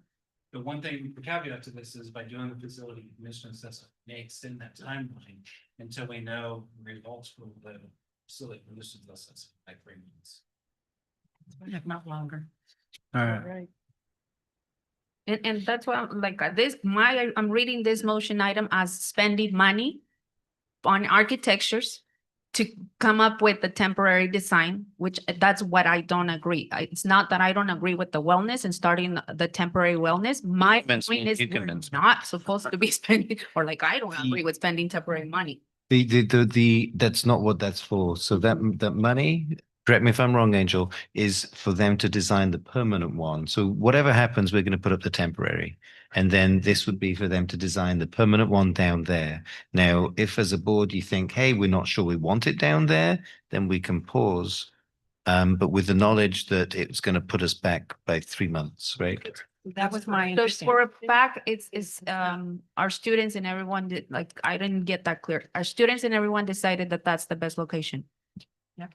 That's our understanding. Okay. Speaking with, principal and other constituents we've spoken to regarding concern, that's our action. I've had conversations with Katie, with the principal, and Katie's had conversations with the students. And so, I mean, I believe that was the consensus. I And you talked to Valentine and McKenna, and I was like, kind of like, hey, what do you think about 100? And there's no, we like the bottom. And then, they obviously talked to their friends over the past year. Right, Yeah. because that was my understanding of that they were wanting the 100. No. No, They weren't, that wasn't in the cards back Okay. then. It was. And then this, why I made the call is because, hey, what do you think? Maybe I could talk to the board about it, But they said no, 100s, they said, right here's awesome. Then amending it to say that one, yes, and the other one, no, that's what you wanted to Yes, amend under. I Okay. just want to do the temporary thing. Let's move forward with the architect and doing the final design, getting the input with the students when you present it, that they're good with that final design, and let's continue to move it forward. These kids, I mean, I can't tell you how much they stressed in the beginning of the school year, and even more so now. So But they're that's going what to have access to the facility. This is about waiting. So two options, proceed with the architect or hold off till the assessment. proceed with the architect. Okay, that's what your Yes, because motion. this location has already been a decision made by everybody. And, Could we have a formal motion? and this is What a we're gonna do? So I'd like to Proce- motion that we proceed with the architect for the wellness center and we hold off on the architect for the design for building 100. Second. All in favor? Aye. Aye. Nay. All right, motion carries. Thank you. Thank you for being Ma'am. patient with us. We're trying to figure out like what is it that we're actually voting on? Thank you. All right, let's move on to next item, and it's adoption of resolution 2024-2551, recognizing June as Men's Mental Health Awareness Month. Yeah, this is so it was actually Rick who brought this to my attention, and I couldn't agree more. So oftentimes there is there's a taboo around mental health for men, for males. This whole thing where men are supposed to show no emotions, and that they're tough, and that they can handle everything without help. And it's just not true. And I'm thinking about the suicides of our young men, and the other mental health crises of our young men. And that, yes, we should take away that taboo. We should take away the stigma. Thank you for the word. It's called a stigma. The stigma which is attached to male mental health. And so I encourage the board to support this resolution. Thank you. I'm opening it for any public comment. Zoom. Closing public comment. Board. Any comments? Just support 100%. Support 100%. Yes. I move to adopt resolution 2024-25, recognizing June as mental health. Men's mental health. Second. All in favor? Aye. Aye. Motion carries. Next item up, Curtis. Approve AmeriCorps. Thank you, board. Members of the public, before you tonight for approval is an agreement with AmeriCorps, which is one of the nation's largest volunteer organizations, especially when it comes to working in our school districts and local schools for tutoring math and reading. So it's a common practice across, especially this area. It's exciting to hear that AmeriCorps has a presence in several of the districts in our area, including the entire county. Some of the other districts are Monterey Peninsula Unified School District, King City Union School District, Greenfield, Chular, and Allenstown. They also have a large presence with NMCUSD, including their preschool programs across the area. This agreement is for 1 year to have AmeriCorps come into several of our schools or with several volunteers. I say volunteer in the terms that they use it. They are earning a modest living allowance that AmeriCorps gives them. We would be contracting with AmeriCorps as an entity and bringing in their impact curriculum and assessments, proprietary assessment system, and curriculum that they use to work directly with students. Need tutoring. This is not a replacement of anything. It is an and. This would be adding to the good work that all of our teachers and support staff are already doing in our campuses, and one more support for our students. So I'm happy to answer any questions that I can from you on this one. Thank you. First opening up for any public comment. Sue? Okay, closing public comment. Board, Rick.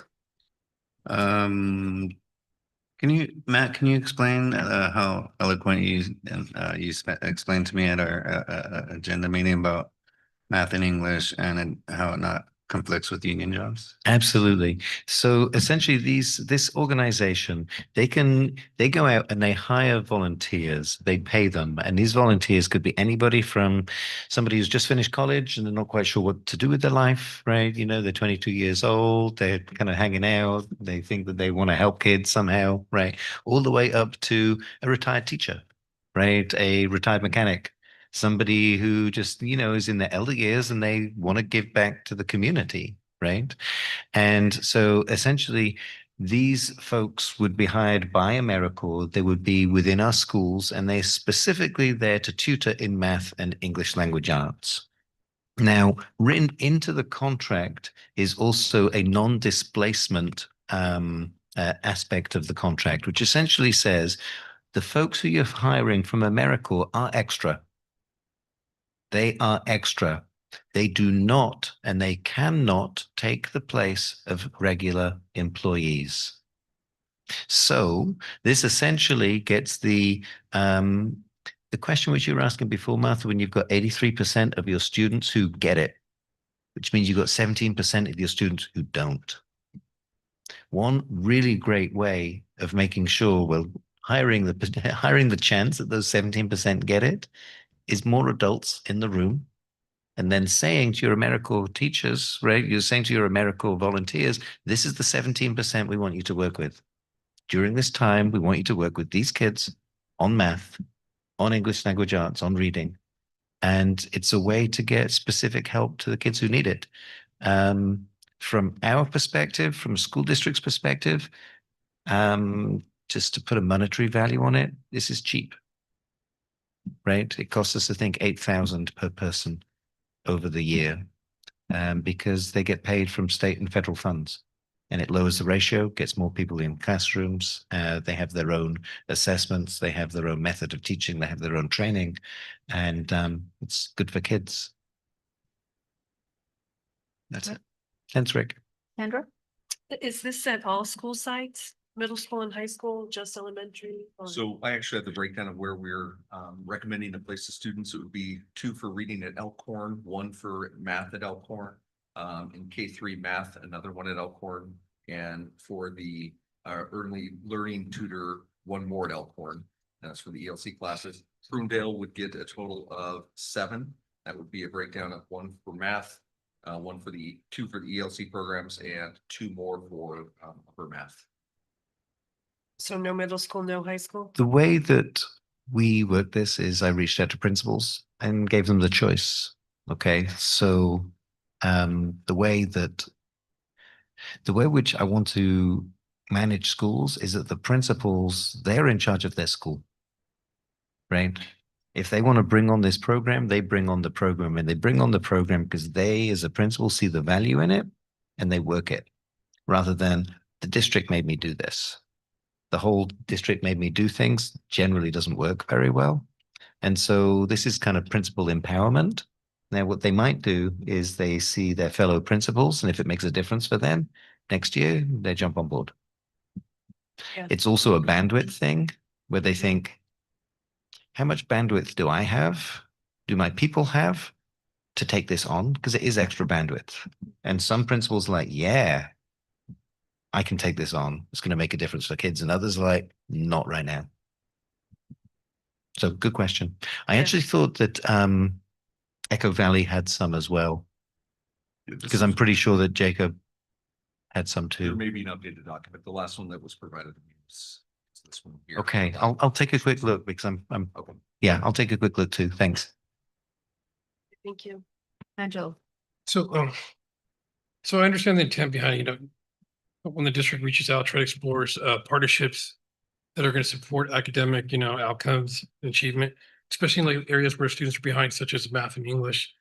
But at the same time, I really feel that we need to be mindful of both the community trust and long-term strategy beyond this 1 year Right. contract. So reading over the contract and also in the protection of union jobs, how can the district clearly define what matrix or metrics or success metrics are going to be used to measure the students participating in this for the program? And will you also provide that data to the board if we're doing that?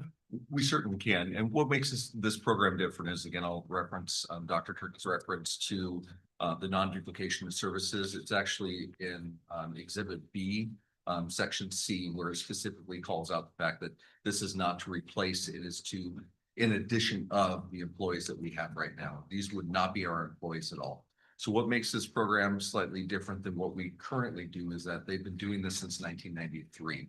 They have a set model of curriculum that they walk in, and when we identify the children that need that extra help, we already know from our data points where these students are performing in, whether it's ELA reading or whether they're performing and needing help in math.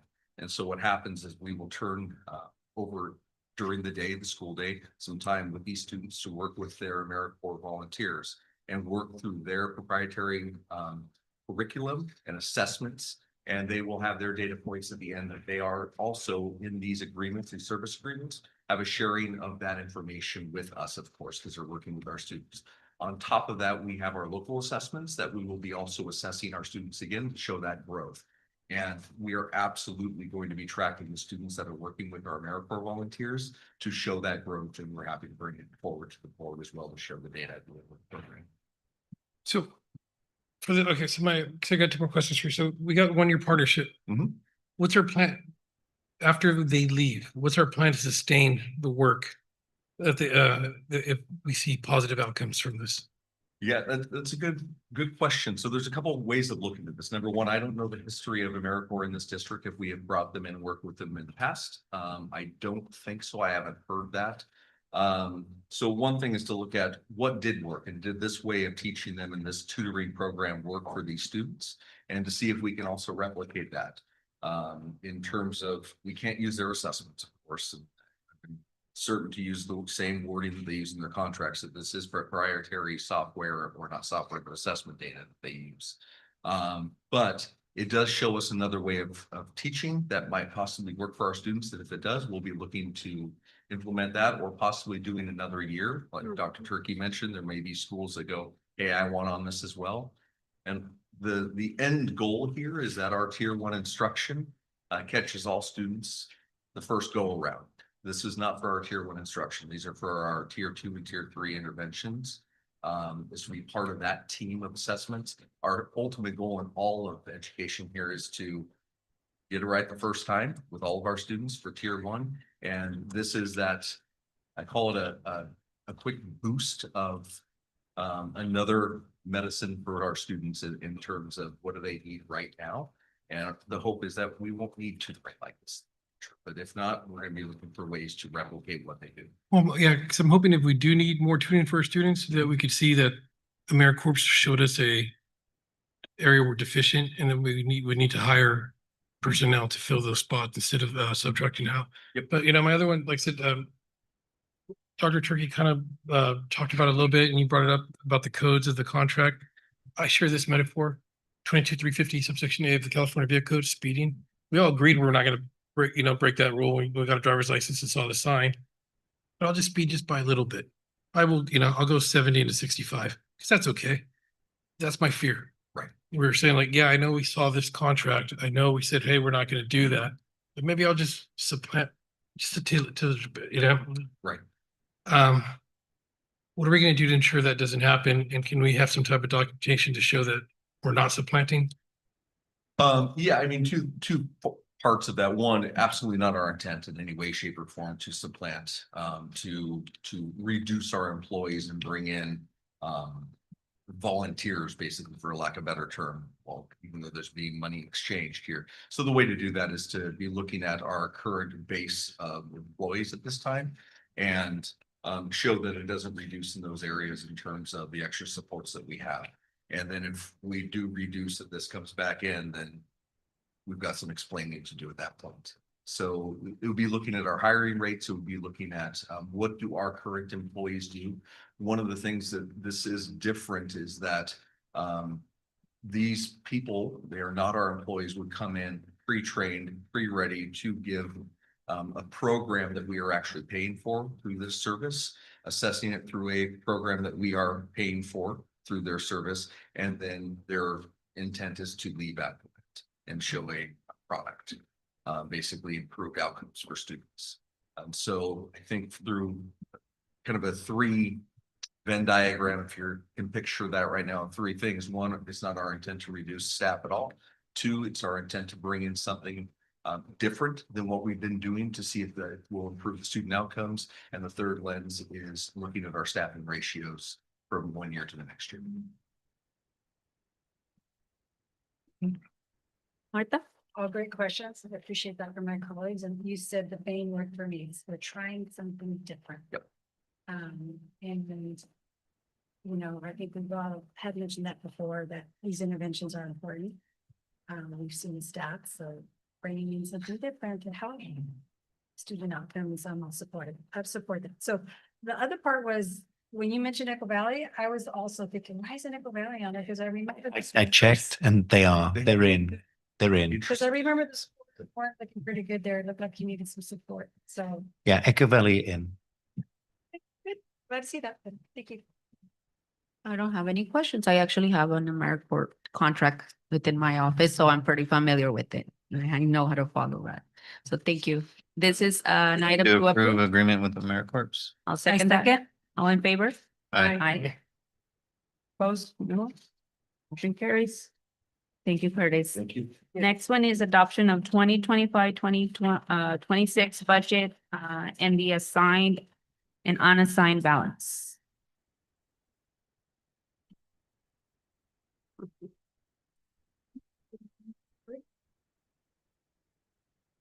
Today I'm here to once again discuss our adopted budget for 25-26. You want me to move it? I'm allowed to touch it.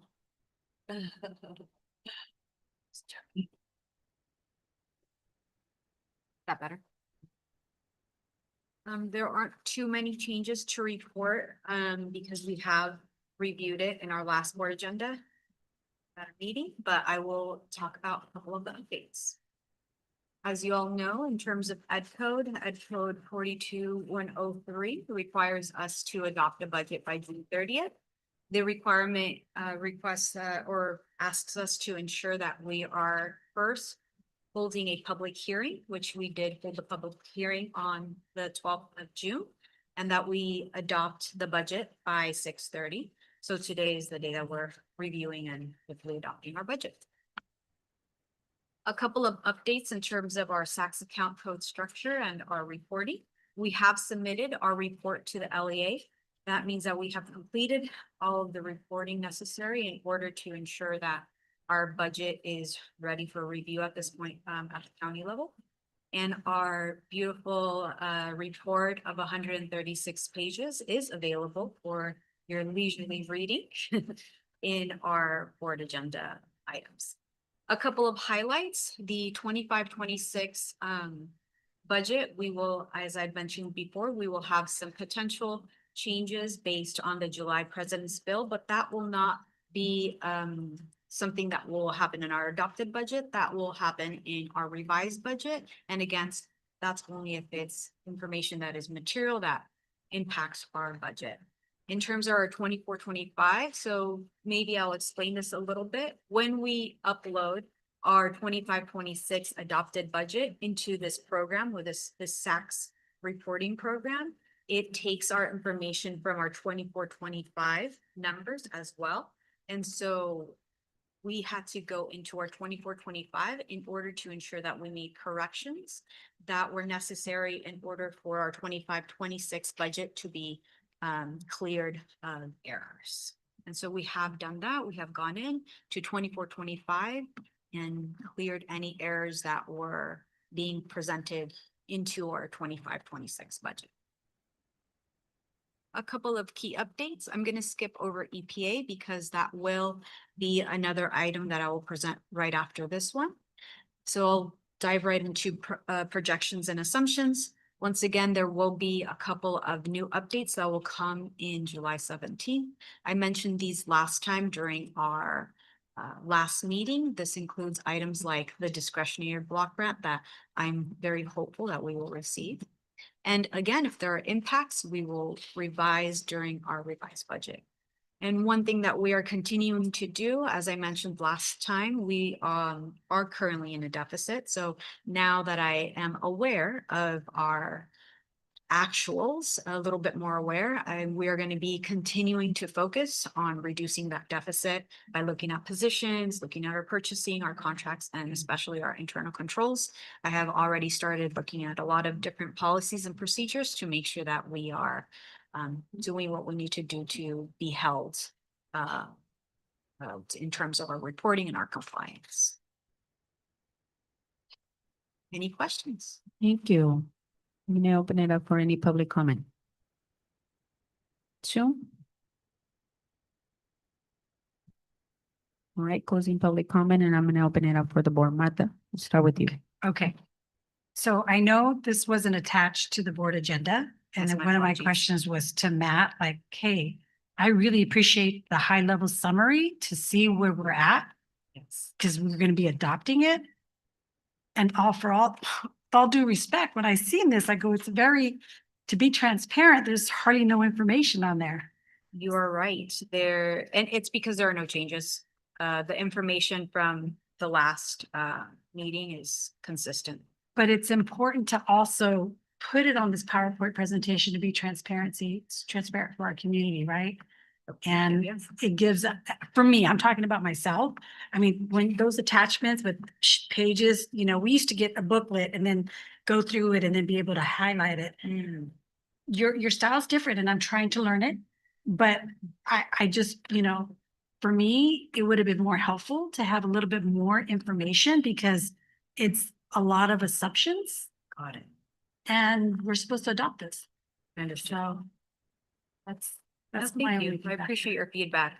Hearing more palatable information so that you have a summarized version. Yeah, like exactly where we're at, what's the total, what's the deficit, what, I mean, used to do those high level summaries would be more, for me, I don't know how the board feels about that, but I just feel like we needed some more information on that. Thank you. I appreciate your feedback. Thank you, Martha. Angelo. Well, I'll recognize budget development is kind of a complex balancing act, so really what we're asking is like the more info we get, it helps us clearly align our financial decisions with our highest priorities, especially when it comes to student learning and long-term sustainability for ourselves. So a couple things that just came to my mind. So given this, by looking at your PowerPoint, we have significant one-time and ongoing investments in programs like expanded learning, academic intervention, with the way the state of affairs, what's our district's long-term plan to sustain these programs, given if state or federal funding decreases in the coming years? And you're talking about migrant education and potentially the title. ELOP or just any type of student interventions. Have we started making a plan for critical support areas? And I understand that you're doing a lot right now. And I'm okay for you getting back to us, but really I would like to see us actually getting to making critical plans in place. I'm sorry, contingency plans for critical programs. So, especially since also, like I said, I'm looking at our reserves, we're near the minimum threshold. We're in deficit spending, because I did look at the last one, this one, it's like, you just see like, would like for the district to show the board what safeguards do we have in place? What are our contingency plans in place? If revenue projections happen to fall short or increase of costs, unexpectedly go up. Absolutely. Thank you. I am hearing that you're looking at seeing a multi-year projection and with different situations and different scenarios, depending on, for instance, if we have a decrease in our federal funds. Yeah, we're just, like I said, just, Okay with that. increasing costs. IRT director let us know about how increased cost of tariffs raised up, fixing and buying things for that department. No, thank you. That's. feedback. Also just curious, like with funding, if our projections go low, like what do we have? Great feedback. The multi-year projection is included in the SACS report, but this is good feedback for me to see what information you all are looking for, especially in the second portion of the adopted budget. So thank you. I appreciate the feedback. All right. Sandra, Brenda, what I heard you say was that at the last board meeting 2 weeks ago, Correct. there are no changes from that budget that you presented. Correct. Yeah, so to me, this is perfect. I don't need to rehash information that's been previously presented. So thank you. Thank you for your work in putting this together. I appreciate it. thank you. Rick, Thank you for all your work. I agree with all three of my colleagues' statements. Much appreciated. yeah, and I agree the same that this is, if you're saying there's no changes, then there's no need for us to look at all the things again. At least that for myself, but what brought to my mind when Angela was speaking is it would be great if we start planning ahead, but that's also our role, but we would need information on how much it would take if certain funding is removed. What would the cost be if we as a district decided to continue those programs under our own funding? And I think that we should definitely plan because with what's going on, we don't know. But that's like a future thing that we should definitely talk about of, hey, it ties to this, but in a few, let's say next year, not this coming up year, next year, this might be eliminated and this is the amount it takes to continue the program. Would you like to continue it? And this is your options to continue it, or you don't have an option to continue it. I think that that's a really good point to be strategic, but that's information we need to actually, for us to make those decisions and make that strategy and start preparing as much as possible. So I appreciate for future, Matt, but thank you. I appreciate this. I'm going to adopt the 2025 budget and Correct. the sign balances in excess. All in favor? Aye. Opposed? Okay, motion carries. Who's- Thank you. I do. Oh, 7. Sandra, your sidekick, your side. All right, moving on to the next one, and it's approved resolution 2024-2552. This one I'll speak on briefly. EPA is our Education Protection Act account, and we are required to disclose how we are planning on utilizing the funds. We are only allowed to utilize them in certificated salary and benefits. And that is how we will use them. Sweet and short. Thank you. Any public comment? Zoom. Right, closing public comment. Board, any questions? No. I do. Go ahead. I know this is a compliance issue, but I still think it's important for the public to understand what these funds are for and how we use it to support instructional goals. So it was like the metaphor I gave about us, going 5 miles over the speed limit. Can we confirm 100% of these funds are actually gone to classroom instruction this year? And do you think there's going to be, because my fear is that we're going to find any audit findings or concerns from the previous year? Oh, I've looked at the expenses and it's only certificates on units. Okay, That's. thank there's you for that confirmation. Martha, do you have any questions? All right, this is an item to approve. I move to approve. I second. All in favor? Aye. Opposed? Okay, motion carries. Next one is approved 2025 local control and accountability plan. Good evening, board, community, Dr. Tricky, really good to see all of you.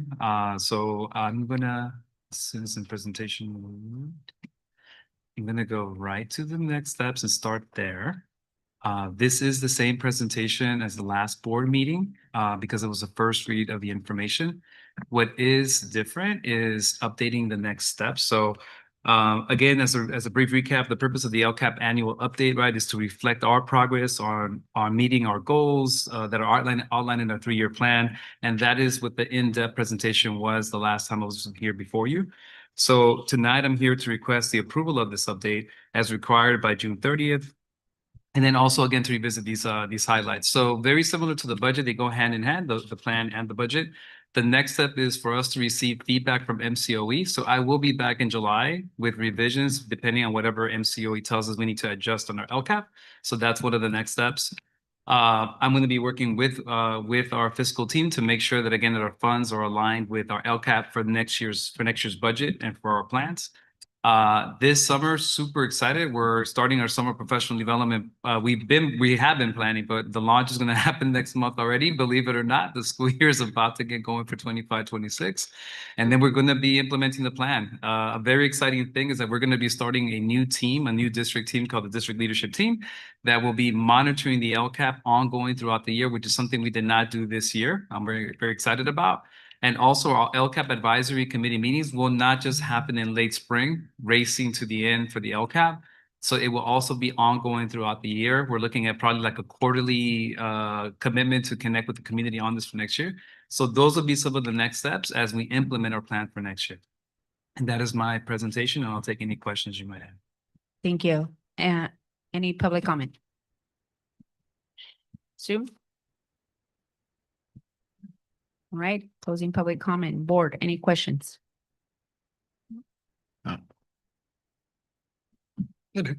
Angela? For, because I wanted to address some of the measurable results that we're seeing with our low-income students, English learners, and foster youth. How do we know the services that we funded are actually working? So the way we look to see if our actions are working is we look at our metrics, right? So in our LCAP, we have metrics, and in the LCAP for every piece, for example, performance on the SBAC, reclassification rates for our students, iReady performance that Ms. Turner was talking about earlier. So we have both the data points that we have in-house, like the iReady, and then we have state assessments, obviously, which are some of the ways that we look at progress. We could look at our graduation rates, CTE completion rates. We have the checks assessment, right, to see how well kids feel connected on campus. So those are just many of the different metric points that allow us to know, are we hitting our 3-year goals and if we're moving forward. So that's how we measure the impact.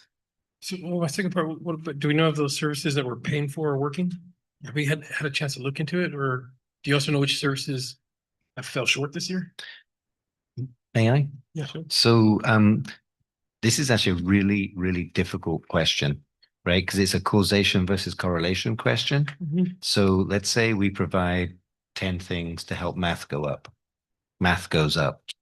Which of those 10 things made math go up, right? That's actually a really, really difficult thing to look into, right? Well, let me just rephrase, except I'm tying it in with us approving AmeriCorps. That's a program that I can see that brings up metric scores. What I really want to get to the root is, whenever you guys have time for the next, school year, identify which programs the board has agreed to pay for, and are we getting the best return of our investment on that program? So if it's that difficult, then fine, let's take the school year to evaluate it. Yeah. But I would love to actually see some of the, because like I said, we speed through a lot of stuff and approve a lot of things. I would like to slow down and provide information to the board. What programs have we agreed to pay for? And did we get the best bang for our buck? What served well, what served decent, and what fell short? Yeah. And also what are we gonna, what decisions are we gonna make if something fell short, with specific, like what specific changes are we deciding to, to the LCAP that's gonna address these shortcomings? Yeah. So I'm willing to wait for that, but that's really one of the, because I'm on the LCAP committee, so I was looking forward to bringing that up, or I want to get a little bit more feedback on these programs. Okay. Just to add on as well, there's multiple metrics we can look at. Things like when you do look at things like staff perception and student perception surveys around what they find useful, for example. So you can kind of triangulate your data around kind of your outcome data and perception data around what's actually moving the needle. But I'll say from a statistics perspective, you don't know 100% ever. Yeah. Yeah. But those are really good points. And We don't want the 100%. We want to know, Yeah. is there any percentage and what is the actual? Sure. All right. I don't have any further questions. You have more questions? Right. This is an item to approve. I move to approve. Second. All in favor? Aye. Aye. Opposed? Motion carries.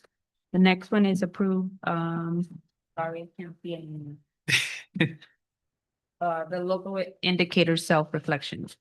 Okay, yes, and I'm back. And you have the self-reflection attachment in the board packet, right? So where the annual LCAP provides like an in-depth looking at a lot of numbers, the self-reflection is also required to be approved before June 30th as well. And it goes along always following the LCAP annual update approval that y'all just did right now, right? So it's a complement to the LCAP. It's another tool for continuous improvement. What I will say about the self-reflection as you look at it, what I really appreciate of it is that it's more in-depth. It's getting into how well do we feel certain things are being implemented. I think to your point also, Trustee DeMarco, there's more like qualitative questions here, more narrative that you write down in a more concise, easier to read, as opposed to 130 documents that are in the LCAP with a lot of times numbers and quantitative data. It's a good balance, I'd say. So, but in many ways, it reflects what's already in the LCAP. It's just it kind of asks you different questions that you can reflect on how we are doing. The self-reflection also aligns to the 8 California state priorities. Some of them that you'll see in that report, right, is how are we doing with the implementation of academic standards? How are we doing with parent engagement? How are we doing with school climate, to give some examples? And in that report, as is projected here, thank you, Dr. Gann, you'll see like the rubric, right, that we would go through the self-reflection. And it provides us, at least for us as a brand new cabinet, a year in, what's our baseline? How are we looking? So I was talking to Dr. Turkey about this, that a year from now, when we see like say a 2, and that says that we're in a beginning development, we shouldn't be in a beginning development for multiple years. So the needle should be moving forward. But it's good to know here's where we think we are right now. And I think an honest assessment, I think for some other people, maybe they're just doing 3s right down the row and just saying, hey, this is all being implemented or initial. But we really took our time to be honest with ourselves for where we're relatively doing well, our strengths, and where we have areas of improvement. So this is what the self-reflection is, and I'll stop to see if there was any questions that you might have on the self-reflection that you have attached on the agenda. Thank you, Antonio. Any public comment? 2? All right, closing public comment. Board, any questions? Rick? No. Were you on vacation? Was I on vacation? Yeah. No, I thought like a couple weeks ago. I was at San Diego for the Avid conference. Oh, okay.